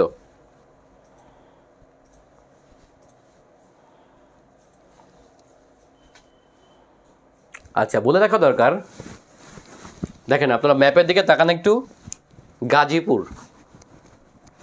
আচ্ছা, একটু আপনার কমেন্টে জানান মুক্তিযুদ্ধের প্রথম সশস্ত্র প্রতিরোধ শুরু হয় কোন জায়গা থেকে এবং কারা করছিল মূলত। দেখেন আমি কিছু কিছু পয়েন্টের নাম লিখছি, দেখেন হবিগঞ্জ, গাজীপুর, চট্টগ্রাম, মংলা, বঙ্গোপসাগর, যশোর, মেহেরপুর, মুজিবনগর, কলকাতা, রাজশাহী। দেখছেন, মুক্তিযুদ্ধে এই জায়গাগুলো অনেক ইম্পর্টেন্ট। আরও কিছু জায়গার নাম না বললেই নয়, এর মধ্যে একটা আছে আগরতলা, এদিকে আছে শিলং। আমাদের মুক্তিযুদ্ধের সবথেকে গুরুত্বপূর্ণ কয়েকটি জায়গার নাম এখানে লিখলাম। আপনারা একটু বলবেন মুক্তিযুদ্ধে গাজীপুরের তাৎপর্যটা কী আসলে? আমাদের মুক্তিযুদ্ধের সবথেকে গুরুত্বপূর্ণ কয়েকটি। আচ্ছা, মুক্তিযুদ্ধের গাজীপুর থেকে আসলে কি শুরু হয়েছিল এবং মুক্তিযুদ্ধে গাজীপুরের ভূমিকাটা কি আছে? আচ্ছা, একটু বলে রাখা দরকার, 19 মার্চ 1971 সালে মুক্তিযুদ্ধের প্রথম সশস্ত্র প্রতিরোধ শুরু হয় মূলত গাজীপুর থেকে। কোন জায়গা থেকে বলুন তো? গাজীপুর থেকে। এই দিন হলো কি হয় দেখেন, এটা হচ্ছে গাজীপুরের রাজেন্দ্রপুর ক্যান্টনমেন্ট। জায়গার নাম হলো কি? রাজেন্দ্রপুর ক্যান্টনমেন্ট। অর্থাৎ 19 মার্চ 1971 সালে মুক্তিযুদ্ধের প্রথম সশস্ত্র প্রতিরোধ শুরু হয় গাজীপুরের রাজেন্দ্রপুর ক্যান্টনমেন্ট থেকে। এই দিন কী হয় দেখেন, যে এই দিন হলো পাকিস্তানিরা মূলত অস্ত্র আনতে যায়। অর্থাৎ বুঝতেই পারছেন, যেহেতু ঢাকাকে প্রথম অ্যাটাক করবে, তাই না? অর্থাৎ মুক্তিযুদ্ধ যে পূর্ব প্রস্তুতি পাকিস্তানের নিচ্ছিল, তার মধ্যে একটা ছিল যে ঢাকায় অস্ত্র আনতে হবে এবং তার জন্য ঢাকার আশপাশের যে ক্যান্টনমেন্টগুলো আছে, যেমন সাভার অথবা গাজীপুর অথবা টাঙ্গাইল, এখান থেকে কী আনতে হবে? অস্ত্র আনতে হবে। তাহলে এরা প্রথম হচ্ছে কি করতে যায়, সেটা হচ্ছে আপনার পাক ব্রিগেডিয়ার, মনে রাখবেন যে পাক মানে পাকিস্তান, পাক ব্রিগেডিয়ার নাম হচ্ছে জাহানজা, কি জানো? জাহানজে। হ্যাঁ, জাহানজের নেতৃত্বে গাজীপুরের রাজেন্দ্রপুর ক্যান্টনমেন্টে অস্ত্র আনতে যায় পাকিস্তান সেনাবাহিনী। বুঝতে পারছেন কিনা? এবং সেখানে হচ্ছে গাজীপুরের এই রাজেন্দ্রপুরে বাঙালিরা প্রথম প্রতিরোধ গড়ে তোলে। অর্থাৎ মুক্তিযুদ্ধ মূলত আনুষ্ঠানিকভাবে শুরু হয় 19 মার্চ 1971 সালে। সেটা হচ্ছে সেটা হচ্ছে একটা আনুষ্ঠানিক না, এটা হচ্ছে ইনফর্মাল শুরু হয়েছিল 19 মার্চ থেকে, অর্থাৎ এই দিন গাজীপুর থেকে প্রথম প্রতিরোধ গড়ে তোলে গাজীপুরের মানুষ। এবং আপনারা জানেন যে বর্তমান যে আমাদের মুক্তিযুদ্ধ বিষয়ক মন্ত্রী আছেন, নাম হচ্ছে আপনার আকম মোজাম্মেল হক, এনারা সহ এনাদের নেতৃত্বে, অর্থাৎ আপনারা জানেন যে ওই সময় হচ্ছে গাজীপুর ছিল মূলত হচ্ছে আমাদের মুক্তিযুদ্ধের আরও একজন বিখ্যাত নায়ক, যার নাম হচ্ছে বঙ্গবন্ধুর পরেই যার মুক্তিযুদ্ধের ভূমিকা সবথেকে বেশি, তিনি হলেন হচ্ছে আমাদের আরেকজন মহান নেতা, নাম হচ্ছে তাজউদ্দিন আহমেদ। অর্থাৎ তাজউদ্দিন আমাদের এলাকায় অস্ত্র আনতে গেলে এরা হচ্ছে প্রথম প্রতিরোধ করে, এবং সেখানে হচ্ছে পাক ব্রিগেডিয়ার জাহাঙ্গীর নেতৃত্বে। ঠিক আছে, তাহলে প্রথম প্রতিরোধ শুরু হয় গাজীপুর থেকে, এবং সেই স্মরণে হচ্ছে যুদ্ধ পরবর্তীতে এই গাজীপুরে একটি ভাস্কর্য স্থাপিত হয়, যেটি হচ্ছে গাজীপুর যে চৌরাস্তা আছে, এই গাজীপুর চৌরাস্তায়, অর্থাৎ মুক্তিযুদ্ধের যে প্রথম সশস্ত্র প্রতিরোধ, এই প্রতিরোধের মানে প্রেক্ষাপটে এই প্রতিরোধকে স্মরণীয় রাখার জন্য গাজীপুরের চৌরাস্তা যেটাকে আমরা বলি, এই গাজীপুর চৌরাস্তায় একটি ভাস্কর্য স্থাপিত হয়, সেটা হচ্ছে মুক্তিযুদ্ধভিত্তিক ভাস্কর্য, এবং এটাই কিন্তু মুক্তিযুদ্ধের প্রথম ভাস্কর্য। সেই ভাস্কর্যটির নাম কি একটু আপনারা বলবেন? গাজীপুর চৌরাস্তায় যে বিখ্যাত ভাস্কর্যটি আছে, এটা কিন্তু বিসিএস ভাই অনেক জিজ্ঞেস করা হয়। ঠিক আছে, আপনারা বলবেন সেই ভাস্কর্যটির নাম কি? অর্থাৎ মুক্তিযুদ্ধের সশস্ত্র প্রতিরোধ, এটার প্রেক্ষাপটে গাজীপুর চৌরাস্তায় একটি ভাস্কর্য আসে, সেই ভাস্কর্যটির নাম কি? এটা হচ্ছে 1973 সালে এই ভাস্কর্যটি স্থাপিত হয়। দুইটা প্রশ্ন, এই ভাস্কর্যের নাম কি আর সেই ভাস্করের নাম কি, আপনারা একটু বলবেন। এটা একটা উচ্চতম ভাস্কর্য, দ্রুত বলবেন, আমি একটু অ্যান্সার দেখব।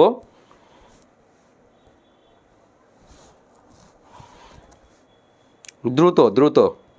আচ্ছা, নওশীন নিহারিকা বলছে জাগ্রত চৌরঙ্গী। বিদ্যানচন্দ্র দাস বলছে জাগ্রত চৌরঙ্গী।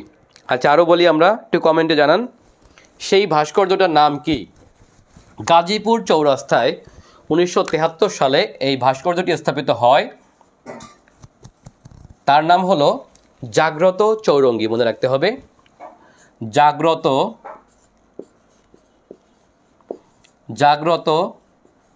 চৌরঙ্গী। ঠিক আছে, এই জাগ্রত চৌরঙ্গীর ভাস্করের নাম কি? মানে স্থপতি কে বলেন তো? জাগ্রত চৌরঙ্গীর স্থপতি কে? দ্রুত। ভাস্করের নাম কি? ভাস্করের নাম হলো আব্দুর রাজ্জাক, মনে রাখবেন, আব্দুর রাজ্জাক। ঠিক আছে, খুব ইম্পর্টেন্ট, এটা কিন্তু ভাই প্রশ্ন করা হতে পারে। তাহলে এই যে জাগ্রত চৌরঙ্গীটা, এটা কোন প্রেক্ষাপটে মনে রাখতে হবে। ঠিক আছে, অনেক বইয়ে ভুল দেওয়া, যেমন জাগ্রত চৌরঙ্গী কোন প্রেক্ষাপটে, অনেক বইয়ে ভুল দেখলাম যে এটা হলো 69-এর গণ অভ্যুত্থান। না, কথাটা ভুল, এটা হলো মুক্তিযুদ্ধ প্রি লিবারেশন পিরিয়ড, মানে লিবারেশনের আগেই যদি কোনো কিছু হয়, যেই ঘটনাগুলো অনেক বেশি তাৎপর্য বহন করে। যেমন দেখেন, মুক্তিযুদ্ধের আগেই কিন্তু, অর্থাৎ মুক্তিযুদ্ধ যখন চলে, মুক্তিযুদ্ধ চলাকালীন কিন্তু আমাদের একজন বিখ্যাত শিক্ষক ঢাকা ইউনিভার্সিটির, যাকে বলা হয় আনোয়ার পাশা। ঠিক আছে, আপনারা জানেন যে শহীদ আনোয়ার পাশা একজন বিখ্যাত লেখক, তিনি কিন্তু মুক্তিযুদ্ধ শুরুতে মুক্তিযুদ্ধ নিয়ে একটি উপন্যাস লেখেন, যার নাম হচ্ছে রাইফেল রটি আওরাত। ঠিক আছে, এখন মুক্তিযুদ্ধের সময়ে কবিতা লেখা, মুক্তিযুদ্ধের সময়ে উপন্যাস লেখা, অথবা মুক্তিযুদ্ধের ডিরেক্ট যে কোনো কিছু ফুটেজ সংগ্রহ করা, এটার গুরুত্ব কিন্তু অনেক বেশি। যেমন দেখেন যে আমাদের অনেক মুক্তিযুদ্ধ যখন শেষ হয়ে গেছে, দেশ যখন স্বাধীন হয়ে গেছে, তখন কিন্তু দেশ থেকে সুবিধা নেওয়ার জন্য অনেকেই হয়তো মুক্তিযুদ্ধভিত্তিক সিনেমা করছে, নিজেদেরকে মুক্তিযুদ্ধ প্রমাণ করার জন্য অনেকে মুক্তিযুদ্ধের সিনেমা করছে, কিন্তু যুদ্ধের মাঝখানে যে ডিরেক্ট কেউ ফুটেজ সংগ্রহ করছে, এই ধরনের সাহস পৃথিবীতে খুব কম লোকের ছিল। এবং তার মধ্যে একজন উল্লেখযোগ্য ছিল হচ্ছে আমাদের জহির রায়হান। যে কারণে জহির রায়হান আমাদের মুক্তিযুদ্ধে অনেক বেশি গুরুত্বপূর্ণ। এর কারণটা হচ্ছে দেখেন, সবাই কিন্তু যুদ্ধের পরে এসে মানে সিনেমা করছে, বাট তিনি একমাত্র ব্যক্তি যিনি হলেন যুদ্ধের মাঝখানে যে ফুটেজ সংগ্রহ করছে, এবং তার কিন্তু খেসারত তাকে দিতে হয়েছে নিজের জীবন দিয়ে। তিনি স্বাধীন দেশ দেখে গেলেন, কিন্তু স্বাধীন দেশে এসে তার জীবন রয়ে গেল না, তাই না? তার ভাইকে হারাতে হলো, তাকে নিজেকেও হারাতে হলো ভাইকে খুঁজতে গিয়ে।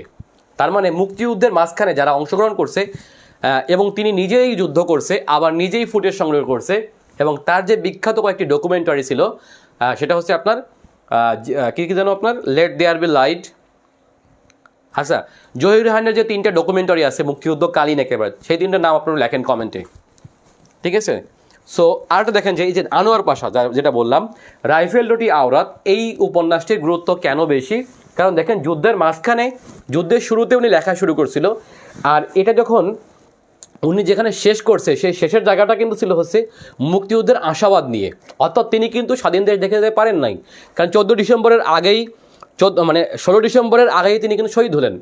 তার মানে তিনি কিন্তু স্বাধীন দেশ দেখে যেতে পারছে, বাট স্বাধীনতা যুদ্ধ কিন্তু তার শেষ হয়নি।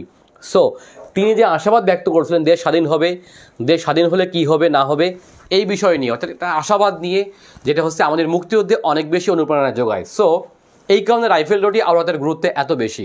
আবার দেখেন যে মুক্তিযুদ্ধকালীন কবিতা লিখছে এরকম একজন উল্লেখযোগ্য কবির নাম হচ্ছে আপনার নির্মলানন্দ গুণ অথবা শামসুর রহমান।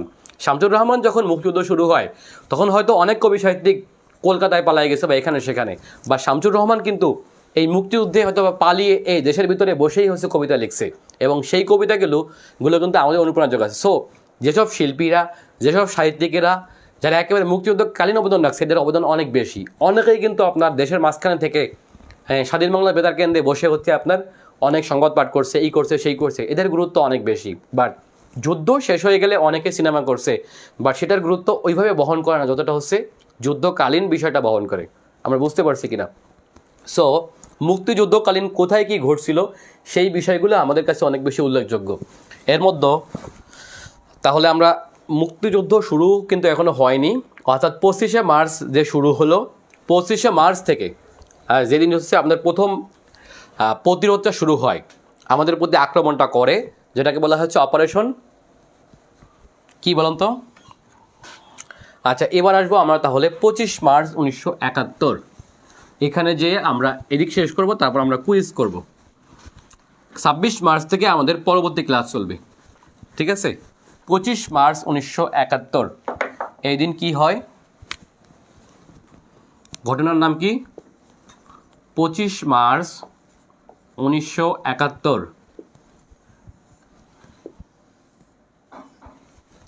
দেখেন এই দিন যেই ইয়াটা করা হয় সেটি হচ্ছে অপারেশন সার্চ লাইট।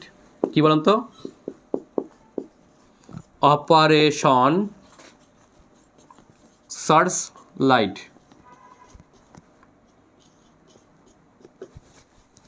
আচ্ছা, অপারেশন সার্চ লাইটটা কিন্তু মূলত করা হয় ভিয়েতনাম যুদ্ধে আমেরিকা যেই অপারেশন করছিল তার প্রেক্ষাপটে, অর্থাৎ ওইটাকে স্মরণীয় করে, মানে ওইটার একটা আদলে তৈরি করছিল অপারেশন সার্চ লাইট। এটার কিন্তু প্রথম নাম অপারেশন সার্চ লাইট ছিল না, এর প্রথম নাম ছিল অপারেশন ব্লিটজ, BLITZ, ঠিক আছে? তাহলে অপারেশন সার্চ লাইটের প্রথম নাম কি ছিল? অপারেশন ব্লিটজ, ঠিক আছে? এই অপারেশন সার্চ লাইটটা কি আপনারা বুঝতেই পারছেন। যখন আমাদের মুক্তিযুদ্ধ শুরু হবে তার আগেই হচ্ছে আমাদের এই দেশটাকে একবার আতর্কিতভাবে আক্রমণ করে পাকিস্তানিরা, সেটা হচ্ছে 25শে মার্চ 1971 সালে, অর্থাৎ 25শে মার্চের লাস্টের দিকে। আর তখনই কিন্তু প্রায় 26শে মার্চ শুরু হবে একটু পরেই, তাই না? এটা ছিল একটা কাল রাত বা কালো রাত, যাই বলেন না কেন, কাল আমাদের জাতীয় জীবনে একটা কাল ঘটনা। আর কালো যদি বলি তাহলে অবশ্যই কালো ছিল, তাহলে ওই দিন ছিল অমাবস্যা। যাই হোক, এটা সম্ভবত কয় তারিখ ছিল, সরি কী বার ছিল আমি জানি না, বৃহস্পতিবার হয়তো কিনা। যাই হোক, এটা হচ্ছে অপারেশন সার্চ লাইট। এই অপারেশন সার্চ লাইটের টার্গেট ছিল প্রধানত 3টা। এই 3টার একটা হচ্ছে ঢাকা বিশ্ববিদ্যালয় এবং তার আবাসিক হলগুলো। আমি আগেই বলছি, কারণ ঢাকা ইউনিভার্সিটি থেকেই হচ্ছে পতন হয়েছে ওদের বারবার, তাই না? এবং এখান থেকেই পাকিস্তানের বিরুদ্ধে বারবার কি আসছে? প্রতিরোধ আসছে। আচ্ছা, আরেকটা হচ্ছে বিডিআর পিলখানা, আর আরেকটা জায়গা হচ্ছে বিডিআর পিলখানা, আরেকটা হচ্ছে আপনার রাজারবাগ পুলিশ লাইন। কারণ এই 3টাই বাঙালির প্রধান অস্ত্র, তাই না?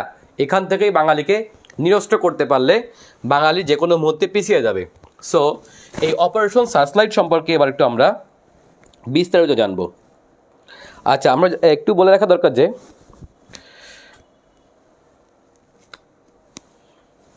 আচ্ছা দেখেন যে অপারেশন সার্চলাইট একটু আপনারা লেখেন যে 18 মার্চ 1971 সালে, একটু প্রেক্ষাপটে আসি আমরা, ঠিক আছে? যে কবে এই অপারেশন সার্চলাইট প্রণয়ন করা হয় সেটা হচ্ছে 18 মার্চ 1971 সালে। তার মানে এটা কিন্তু গোপনে করছিল ওরা, তাই না? এই 25শে মার্চ যে এরা আক্রমণ করবে, এই আক্রমণের তারিখটা ওরা কবে ঠিক করছিল সেটা হচ্ছে 18 মার্চে। তো বুঝতে পারছে কিনা আপনারা? তাহলে 18 মার্চ 1971 সালে, আমি প্রেক্ষাপটে আসতেছি, 1971 সালে পাকিস্তানের মেজর নাম হচ্ছে রাও ফরমান আলী। রাও ফরমান আলীর, আসলে মেজর না মনে হয়, পাকিস্তানের মেজর জেনারেল মনে হয়, রাও ফরমান আলীর নির্দেশে, সরি ভুল বললাম, রাও ফরমান আলী এবং হচ্ছে আরেকজন হচ্ছে আপনার ব্যক্তির নাম হলো খাদিম হোসেন, ঠিক আছে? খাদিম হোসেন কার নির্দেশে? সেটা হচ্ছে আপনার টিক্কা খানের নির্দেশে। টিক্কা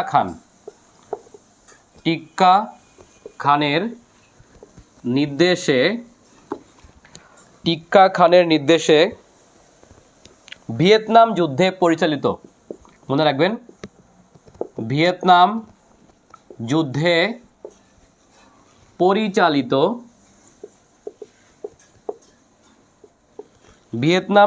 পরিচালিত অপারেশন মাইলাম,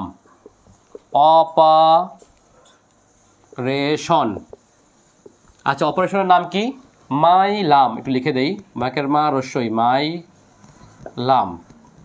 আচ্ছা, অপারেশন মাইলাম অবলম্বনে অপারেশন ব্লিটজ প্রণয়ন করে। অপারেশন কি? ব্লিটজ প্রণয়ন করে, যার পরবর্তীতে নাম পরিবর্তন করে রাখা হয় অপারেশন সার্চলাইট। তাহলে এই অপারেশন সার্চলাইটের প্রথম নাম ছিল অপারেশন ব্লিটজ, এবং এই অপারেশন ব্লিটজটা মূলত হচ্ছে কোন আদলে তৈরি করে? সেটা হচ্ছে আপনার ভিয়েতনাম যুদ্ধে আমেরিকা যুক্তরাষ্ট্র ভিয়েতনামিজদেরকে একেবারে সমূলে উৎপাদন করার জন্য যেই অপারেশনটা চালায় তার নাম ছিল অপারেশন মাইলাম। এই অপারেশন মাইলাম থেকে আসছে অপারেশন সার্চলাইট। বুঝতে পারছেন কি? তাহলে অপারেশন সার্চলাইটের জন্য নির্দেশ দেয় কে? নির্দেশ দেয় হচ্ছে আপনার অপারেশন সার্চলাইটের নির্দেশদাতা হচ্ছে টিক্কা খান, আর এটাকে বাস্তবায়ন করে হচ্ছে রাও ফরমান আলী এবং খাদিম হোসেন। বুঝছেন? এই নামগুলো ইতিহাসে কুখ্যাত। খাদিম হোসেন এবং রাও ফরমান আলী হচ্ছে এটাকে কি করে? প্রণয়ন করে। বুঝতে পারছেন কিনা? তাহলে টিক্কা খানের নির্দেশে এটা হচ্ছে আপনার প্রণয়ন করা হয়। এবং 25শে মার্চ, এই 18 মার্চের প্রথম নাম ছিল অপারেশন ব্লিটজ, আর 25শে মার্চ এটার নাম হয় হচ্ছে অপারেশন সার্চলাইট। অর্থাৎ 25শে মার্চ অপারেশন ব্লিটজের নাম, 18 মার্চে হয় 15 অপারেশন ব্লিটজ, আর 25শে মার্চ এটাকে নাম চেঞ্জ করে ডাকা হয় অপারেশন সার্চলাইট। এইটা হলো, অথবা অপারেশন এথনিক ক্লিনিং। অর্থাৎ এটা কিন্তু শুধুমাত্র একেবারে ডাইরেক্ট ওরা বলছিল যে আমাদের মাটি চাই না, সরি কি জানো, এদেশের মানুষ চাই না, মাটি চাই। বুঝতেই পারছেন? একেবারে সমূলে ধ্বংস করো, আমাদের সভ্যতা ধ্বংস করো, আমাদের মানুষ মেরে ফেলো, আমরা কিছুই চাই না, শুধুমাত্র পোড়া মাটি হলেই চলবে।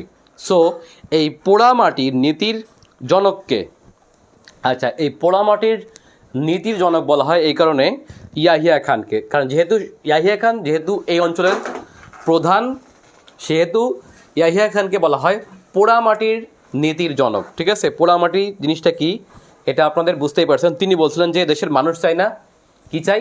মাটি চাই। সো এটাকে বলা হয় পোড়া মাটি হলেই চলবে। ঠিক আছে? আচ্ছা, এরপরে তো 26শে মার্চ, বুঝতেই পারছেন 26শে মার্চ কি হয়। 26শে মার্চ হচ্ছে বঙ্গবন্ধু স্বাধীনতার ঘোষণা দেন।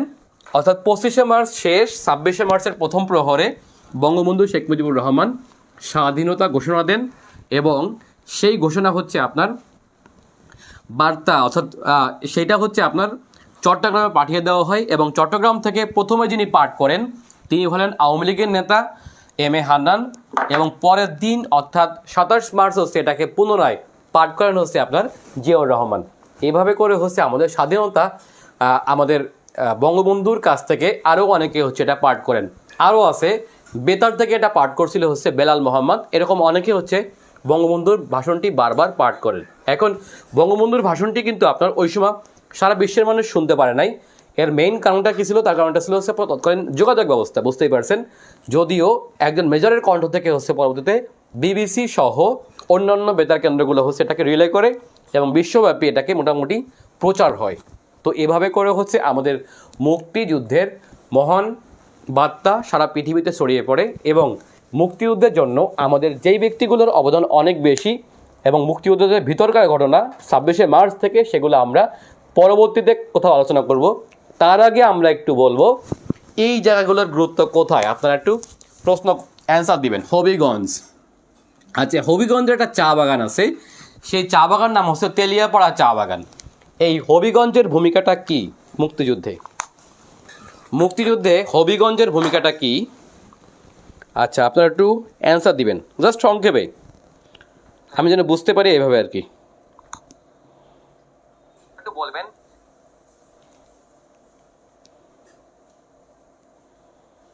আচ্ছা অপারেশন ব্লিটস নামটা কি ভুল হয়েছে?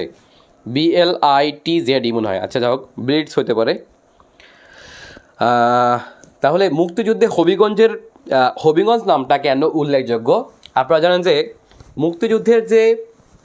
মুক্তিযুদ্ধের রূপরেখা কেমন হবে, যেহেতু বঙ্গবন্ধু গ্রেপ্তার হয়ে গেছে 26শে মার্চ, সেহেতু বঙ্গবন্ধুর অবর্তমানে আরও যে ব্যক্তিগুলো মুক্তিযুদ্ধে ভূমিকা রাখে এর মধ্যে অবশ্যই প্রথমে যে ব্যক্তির নাম আসবে তাজউদ্দিন আহমেদ। তাজউদ্দিনের পরে যে নামটা আমি মনে রাখবো সেটা হচ্ছে আপনার পাপা টাইগার খ্যাত পাপা টাইগার। আপনারা বলুন তো পাপা টাইগার কার উপাধি? পাপা টাইগার খ্যাত ব্যক্তির নাম কি বলুন তো? MAG ওসমানী। MAG ওসমানী আমাদের মুক্তিযুদ্ধের রণকৌশল সংক্রান্ত একটি বৈঠক করছিল হবিগঞ্জের তেলিয়াপাড়া চা বাগানে, যেটা এখন তৎকালীন সিলেট জেলা, বর্তমানে হবিগঞ্জ। এই হবিগঞ্জের তেলিয়াপাড়া চা বাগানে পাপা টাইগার খ্যাত MAG ওসমানী নেতৃত্বে একটি বৈঠক হয়।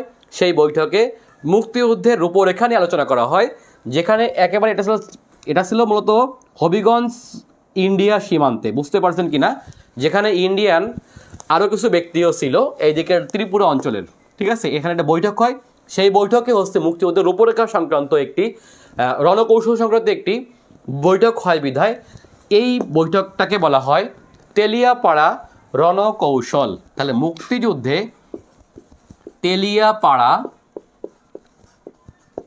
রণকৌশল কি, এটা কিন্তু আপনারা লিখিত পরীক্ষা আসতে পারে, ঠিক আছে।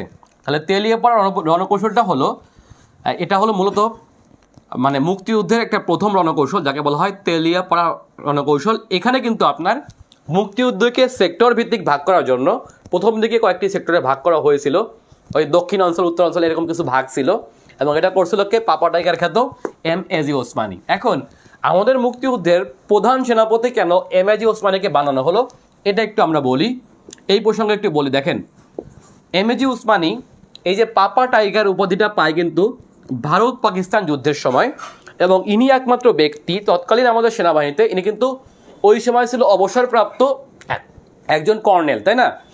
এখন ওই মুহূর্তে আপনারা জানেন যে এই বাংলাদেশ থেকে পাকিস্তানে খুব বড় অফিসার হতো না, এবং তার মধ্যে কিন্তু সবথেকে বড় অফিসার ছিল হচ্ছে MAG ওসমানী, যদিও সে ছিল রিটায়ার্ড কর্মকর্তা এবং সিনিয়র ব্যক্তি যেহেতু, এবং তার একটা বৈশিষ্ট্য ছিল সে হচ্ছে আপনার তিনটা দেশে হচ্ছে আপনার সে কম বেশি দায়িত্ব পালন করছে। সেটা কীভাবে দেখেন, এনার মানে সৈনিক জীবন শুরু হয়েছিল মূলত হচ্ছে আপনার থেকে একেবারে ব্রিটিশ ইন্ডিয়ায়। সো ব্রিটিশ ইন্ডিয়া, স্বাধীন পাকিস্তান এবং পরবর্তীতে বাংলাদেশ, এই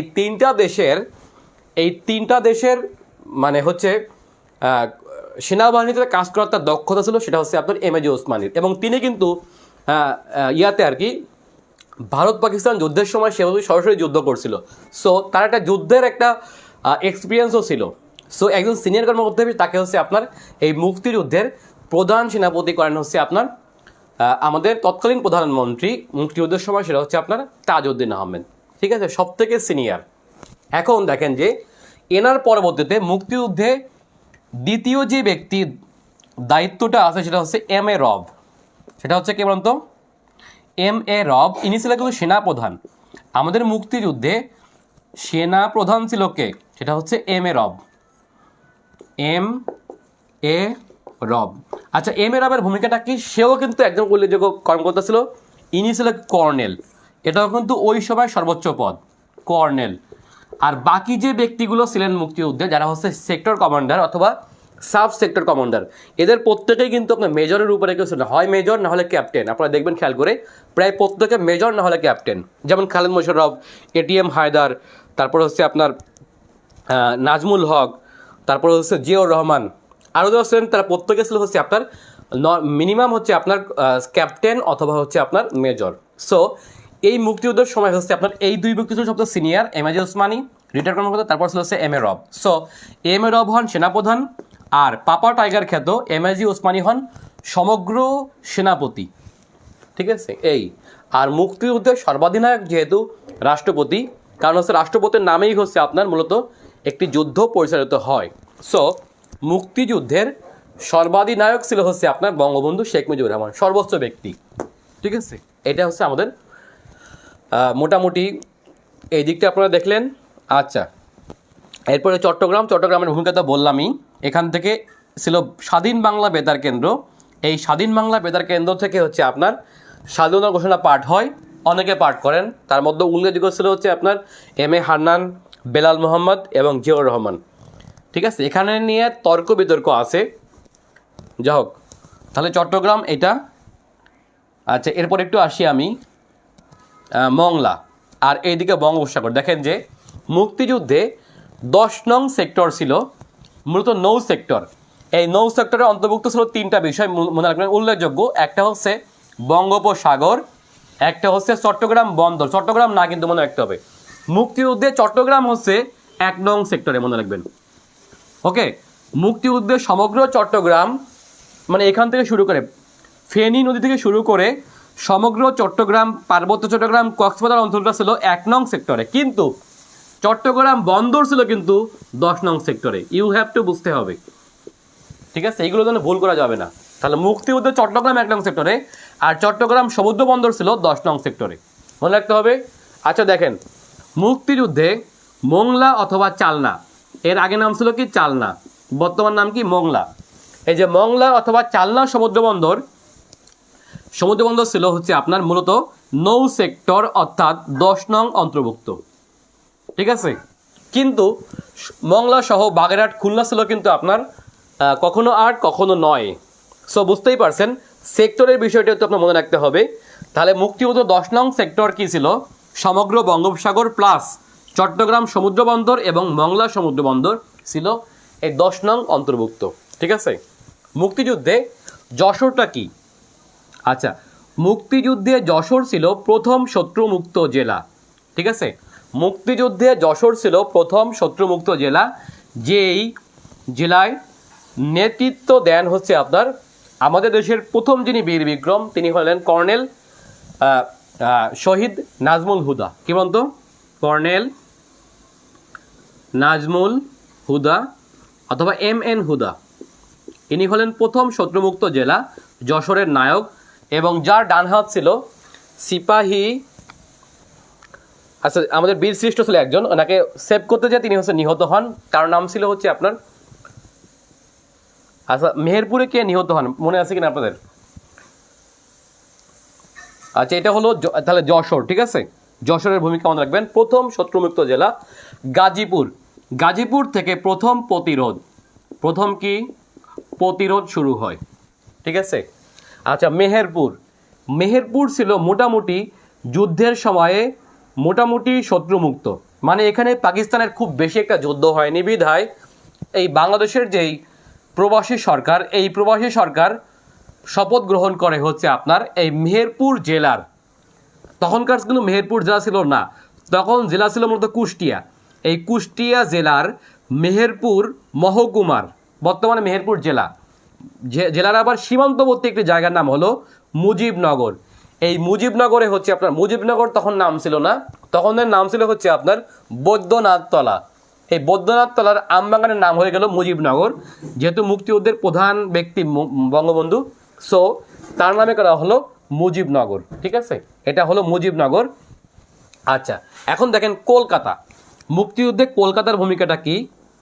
কলকাতা হচ্ছে কলকাতার 8 নং থিয়েটার রোড। কয় নং? 8 নং থিয়েটার রোডের অরবিন্দ ভবন, ভবনের নাম হচ্ছে কি? অরবিন্দ ভবন। আচ্ছা, অরবিন্দ অরবিন্দ রাও ছিল হচ্ছে ব্রিটিশ ভারতের স্বাধীনতা আন্দোলনের অন্যতম একজন বিপ্লবী, নাম হচ্ছে অরবিন্দ ভবন।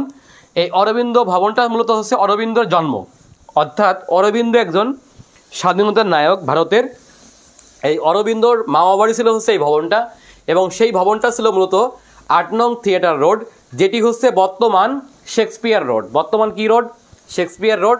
তাহলে বর্তমান শেক্সপিয়ার রোডের অরবিন্দ ভবনে, অর্থাৎ তৎকালীন 8 নং থিয়েটার রোড, এখানে হচ্ছে আপনার বাংলাদেশের অস্থায়ী সচিবালয় ছিল, অর্থাৎ এখান থেকে হচ্ছে বাংলাদেশের অস্থায়ী সরকার পরিচালিত হতো। ঠিক আছে, এবার আসি আমরা রাজশাহীতে। আচ্ছা, মুক্তিযুদ্ধের রাজশাহী ছিল সম্ভবত 7 নং, না? হ্যাঁ, মুক্তিযুদ্ধের রাজশাহী ছিল 7 নং সেক্টরের অধীনে। 7 নং সেক্টরের অধীনে, তাই না? বুঝতেই পারছেন। এবং এই সেক্টরে কিন্তু আপনার সবথেকে বেশি সেক্টর কমান্ডার ছিল 3 জন, অর্থাৎ এই সেক্টরের যে প্রথম সেক্টর কমান্ডার ছিল মেজর নাজমুল হক। নাম ছিল কি? মেজর নাজমুল হক। ইনি কিন্তু যুদ্ধ চলাকালীন মৃত্যুবরণ করে, তবে মুক্তিযুদ্ধের না। উনি হলেন এক ক্যাম্প থেকে আরেক ক্যাম্প যাওয়ার পথে, এই ভারত তখন তো বাংলাদেশের সড়ক ইউজ করা যেত না, উনি হচ্ছে এক ক্যাম্প থেকে আরেক ক্যাম্পে যাওয়ার পথে সড়ক দুর্ঘটনায় হচ্ছে আপনার নিহত হন যুদ্ধের একেবারে মাঝখানেই মেজর নাজমুল হক। ঠিক আছে, এবং যে কারণে হচ্ছে এখানে সেক্টর কমান্ডার চেঞ্জ হয়ে আরও 2 জন এসে পরবর্তীতে সবথেকে বেশি সেক্টর কমান্ডার ছিল এই 7 নং সেক্টরে, এবং প্রথম ছিল হচ্ছে মেজর নাজমুল হক। এখন এখানে একটু বলে রাখা দরকার, আপনারা জানেন যে এই চাঁপাইনবাবগঞ্জের দিকে নিহত হন, তো চাঁপাইনবাবগঞ্জের একেবারে সীমান্তবর্তী একটি বন্দর আছে, আপনারা জানেন, যাদের বাড়ি আছে ওখানে বুঝতে পারবেন। এটি হচ্ছে আপনার ছোট সোনা মসজিদ স্থলবন্দর। ঠিক আছে, এই ছোট সোনা মসজিদে এখানে একটা মসজিদ আছে, নাম হচ্ছে ঐতিহাসিক ছোট সোনা মসজিদ। এইখানে হচ্ছে আপনার এই মেজর নাজমুল হকের কবর। এখানেই কবর হচ্ছে আপনার আরেকজন বীরশ্রেষ্ঠ।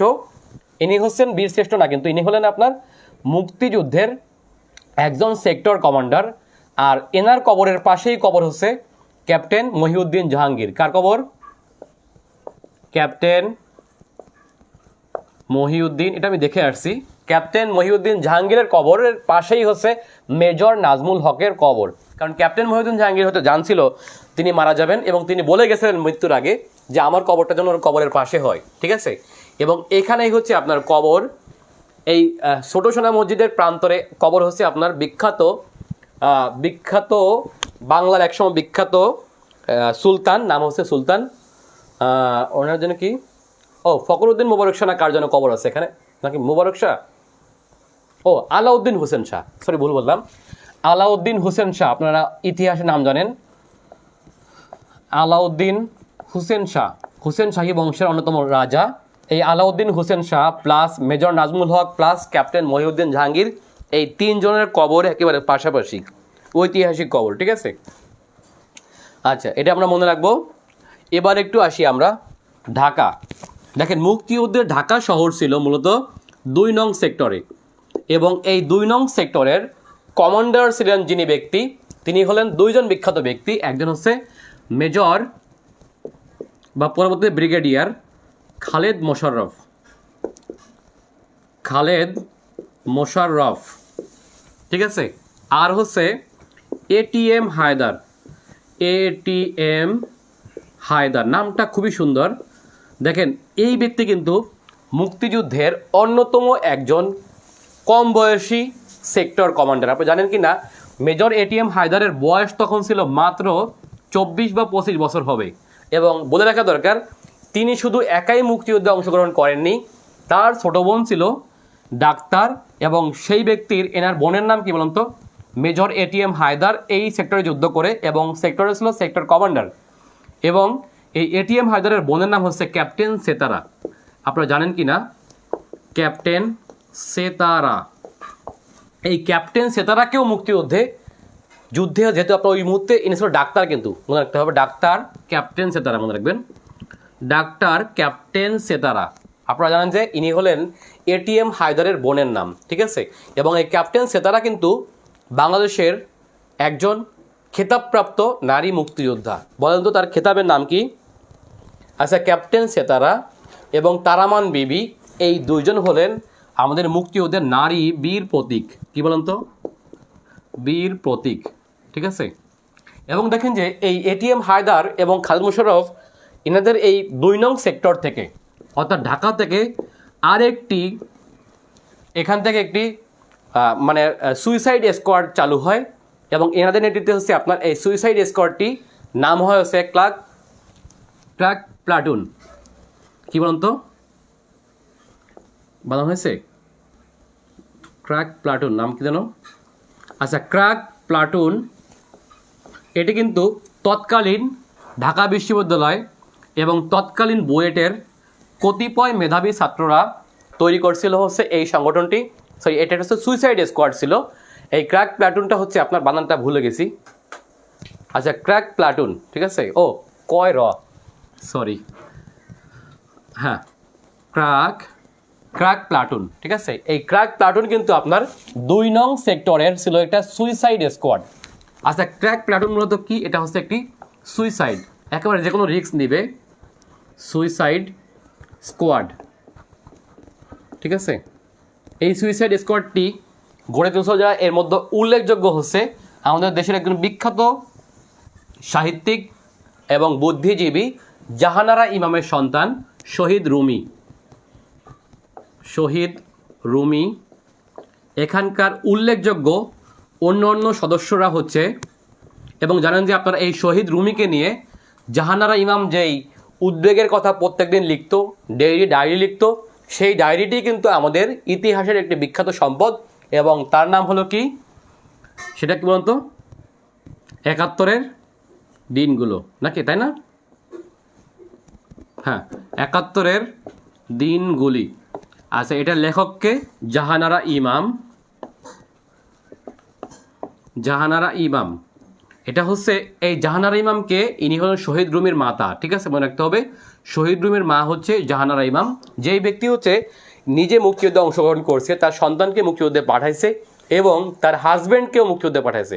এবং তিনি কিন্তু এই যে হাজব্যান্ড মুক্তিযুদ্ধে গেছে, ছেলে মুক্তিযুদ্ধে গেছে, এবং তা নিয়ে একজন নারীর যে উদ্বেগের কথা, ছেলে এবং স্বামী সব থেকে প্রিয় জিনিস, এই দুইটা প্রিয় জিনিসকে মুক্তিযুদ্ধে পাঠিয়ে তিনি যে প্রত্যেক দিন যে উদ্বেগের কথা লিখতেন, সেইটাই হচ্ছে আমাদের মুক্তিযুদ্ধের পরবর্তীতে সেই ডায়েরিটাই একটা বিখ্যাত সম্পদ, নাম হচ্ছে 71-এর দিনগুলি, ঠিক আছে।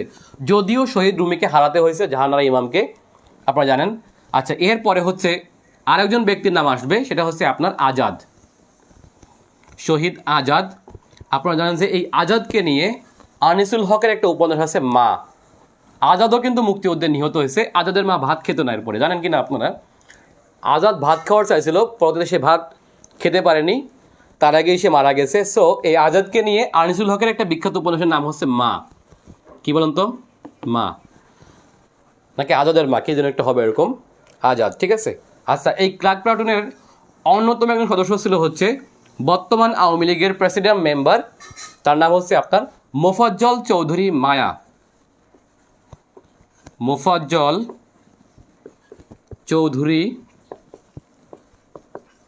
মায়া। ইনি কিন্তু ক্র্যাক প্লাটুনের অন্যতম একজন সদস্য। এখন এদের কাজ কি ছিল? আপনারা জানেন যে এরা যে কোনো মুহূর্তে জীবন দিতে প্রস্তুত, এরকম একটা ইয়ার নাম হচ্ছে আপনার সুইসাইড স্কোয়াড। এটা গঠন করছিল হচ্ছে আপনার এই খালিদ মোশাররফ এবং এটিএম হায়দার। এর কাজ ছিল এই দেশে এই শহরের মধ্যে বড় বড় স্থাপনায় আক্রমণ করা, যেখানে পাকিস্তানিরা মূলত হচ্ছে আপনার ঘাঁটি কেটে বসে আছে। এর মধ্যে একটা উল্লেখযোগ্য স্থান ছিল হচ্ছে বর্তমান হোটেল ইন্টারকন্টিনেন্টাল। এটা ছিল পাকিস্তান এবং বাংলাদেশের রাজাকারদের একটা বড় আখড়া। এখানে বসে তারা প্রত্যেকদিন কিন্তু মদের আড্ডা বসাতো, ঠিক আছে। এবং এরা হচ্ছে এই হোটেল ইন্টারকন্টিনেন্টাল, পরবর্তী রূপসী বাংলা, এই হোটেলটি হচ্ছে আক্রমণ করছিল অর্থাৎ পাকিস্তানিদের। এবং মুক্তিযুদ্ধের সময় হচ্ছে আপনার এই ইয়াটা ছিল কন্টিনেন্টাল হোটেল ছিল মূলত হচ্ছে আপনার একটি no fly zone, no war zone, বুঝতে পারছেন কিনা? এখানে কোনো যুদ্ধ হবে না, মানে যুদ্ধের বাইরের একটি জায়গা ছিল, বাট তারপরেও কিন্তু এখানে আক্রমণ করছিল এই ক্র্যাক প্লাটুনের সদস্যরা, বুঝতে পারছেন কিনা? এবং সেখানে কিন্তু অনেক বিদেশি সাংবাদিকও ছিল। এই হোটেলটার ভূমিকা নেতিবাচক এবং ইতিবাচক দুইটাই, কারণ এখানে বসেই কিন্তু মুক্তিযুদ্ধের প্রথম যে সংবাদটা পরিবেশন করে বহির্বিশ্বে, সেটা কিন্তু এই হোটেলে বসেই মানে করা হয়েছিল, কারণ এটা ছিল একটা নো ওয়ার জোন হিসেবে, যা হোক, অনেকক্ষণ হয়তো হয়ে গেল আজকে, আমাদের মনে হয় প্রায় 2 ঘন্টা হয়ে যাচ্ছে। আপনারা বোরিং হচ্ছেন কি না? আর মুক্তিযুদ্ধের এই কথাগুলো আসলে একটু সেন্সিটিভ বিষয়, এখানে বলতে গেলে ভুল হয়ে যেতে পারে। অনেক সময় সাল তারিখ ব্যক্তির নামের জায়গা ভুল হয়ে যেতে পারে, এটা একটা ইতিহাস বিকৃতির পর্যায়ে পড়ে। সো এটা পড়ানো অনেক কঠিন, তারপরে আমি চেষ্টা করছি। বাট ফেসবুক মনে হয় এটাকে খুব বেশি ভালোভাবে নিচ্ছে না, আই এম শিওর। কারণ এখানে পাকিস্তানিদের একটা হেয় করা হয়, এটাকে হয়তো ভালো চোখে নিচ্ছে না। কারণ এখানে একটা বিষয় থেকে যায়, সেটা হচ্ছে ফেসবুক এটাকে কমিউনিটি স্ট্যান্ডার্ড হিসেবে দেখে। যা হোক, না দেখুক এটা চাই, এই জন্য দীর্ঘায়িত করবো না। আর আপনারা এই ধারাবাহিক ঘটনাগুলো চাইলে একটু নোট করে নিতে পারেন, ঠিক আছে? মোটামুটি একটা আপনাদের ভিতরে একটা ছবি আঁকা হয়েছে কিনা মুক্তিযুদ্ধের, আমি চেষ্টা করছি। একেবারে আলোচনা করলাম এই মুহূর্তে প্রি লিবারেশন পিরিয়ডটা। লিবারেশনের ভিতরে কিন্তু যুদ্ধের ভিতরে কিন্তু আমি এখন যাইনি। ওকে, 26শে মার্চ থেকে শুরু হলো যে প্রতিরোধ, সেই প্রতিরোধে কিন্তু আমি এখনও আপনাদের যাইনি। তো আজকে আমরা প্রি লিবারেশন পিরিয়ড থেকে আলোচনা করলাম। আর যারা বেশি জানতে চান তারা হচ্ছে আমার কোর্সে অংশগ্রহণ করতে পারেন। অর্থাৎ আমার যে কোর্স আছে সেটা হচ্ছে 2000 টাকার কোর্স। সেখানে হচ্ছে আপনার কারেন্ট অ্যাফেয়ার্স ম্যানুয়াল ফ্রি পাবেন। আর মুক্তিযুদ্ধ নিয়ে পড়তে হলে এর থেকে বিকল্প বই আর নেই, এত সুন্দর করে আলোচনা করা আপনি কোথাও পাবেন না। সো আপনারা কারেন্ট অ্যাফেয়ার্স ম্যানুয়াল বইটি পড়ুন, এবং এই বইটা ইনশাল্লাহ আপনাদের 43তম বিসিএস লিখিত 44তম প্রিলিমিনারি উভয় জায়গায় হেল্প করবে, ঠিক আছে? সো আপনারা, এটা কিন্তু কারেন্ট অ্যাফেয়ার্স না, আবার কেউ ভুল বুঝবেন না, শুধুমাত্র সাম্প্রতিক না। এখানে সাম্প্রতিক মাত্র 10 থেকে 15% বা 20% হবে, আর বাকি প্রায় 80 বা 85%ই কিন্তু আপনার বেসিক আলোচনা, একেবারে অথেন্টিক বেসিক আলোচনা, যেগুলো আপনার দরকার। এবং এই বইয়ের কিছু হিডেন বিষয় আছে যেগুলো আমি কখনো খোলস করি না, এবং সেই বিষয়গুলো থেকে হচ্ছে আপনার প্রতি বছর প্রশ্ন হয়ে থাকে। বাট আমি একটু প্রতি বছর যোগ করি এমন এমন বিষয় যেগুলো থেকে আপনি পাবেনই। যদি কোনোভাবে আপনার প্রশ্ন স্লিপ হয় তাহলে আপনাকে হেল্প করবে কারেন্ট অ্যাফেয়ার্স ম্যানুয়াল। তো যা হোক, আপনারা আজকে এখানে শেষ করছি। আর আপনার বইটা সবাই কিনবেন, আমরা রেগুলার পরীক্ষা নেব, এখান থেকে ক্লাস শুরু হবে। আমাদের 1 তারিখের পর থেকে আমরা রেগুলার এখান থেকে এক্সাম শুরু করব। তার আগে বইটা সবার হাতে পৌঁছাক, আমি এটা চাই। তো আজকে আমি আর দীর্ঘায়িত করব না, আপনাদের সবাইকে স্বাগত জানিয়ে এবং এই ক্লাসের এবং পরীক্ষায় স্বাগত জানিয়ে আজকের মতো শেষ করছি। আল্লাহ হাফেজ, আসসালামু আলাইকুম।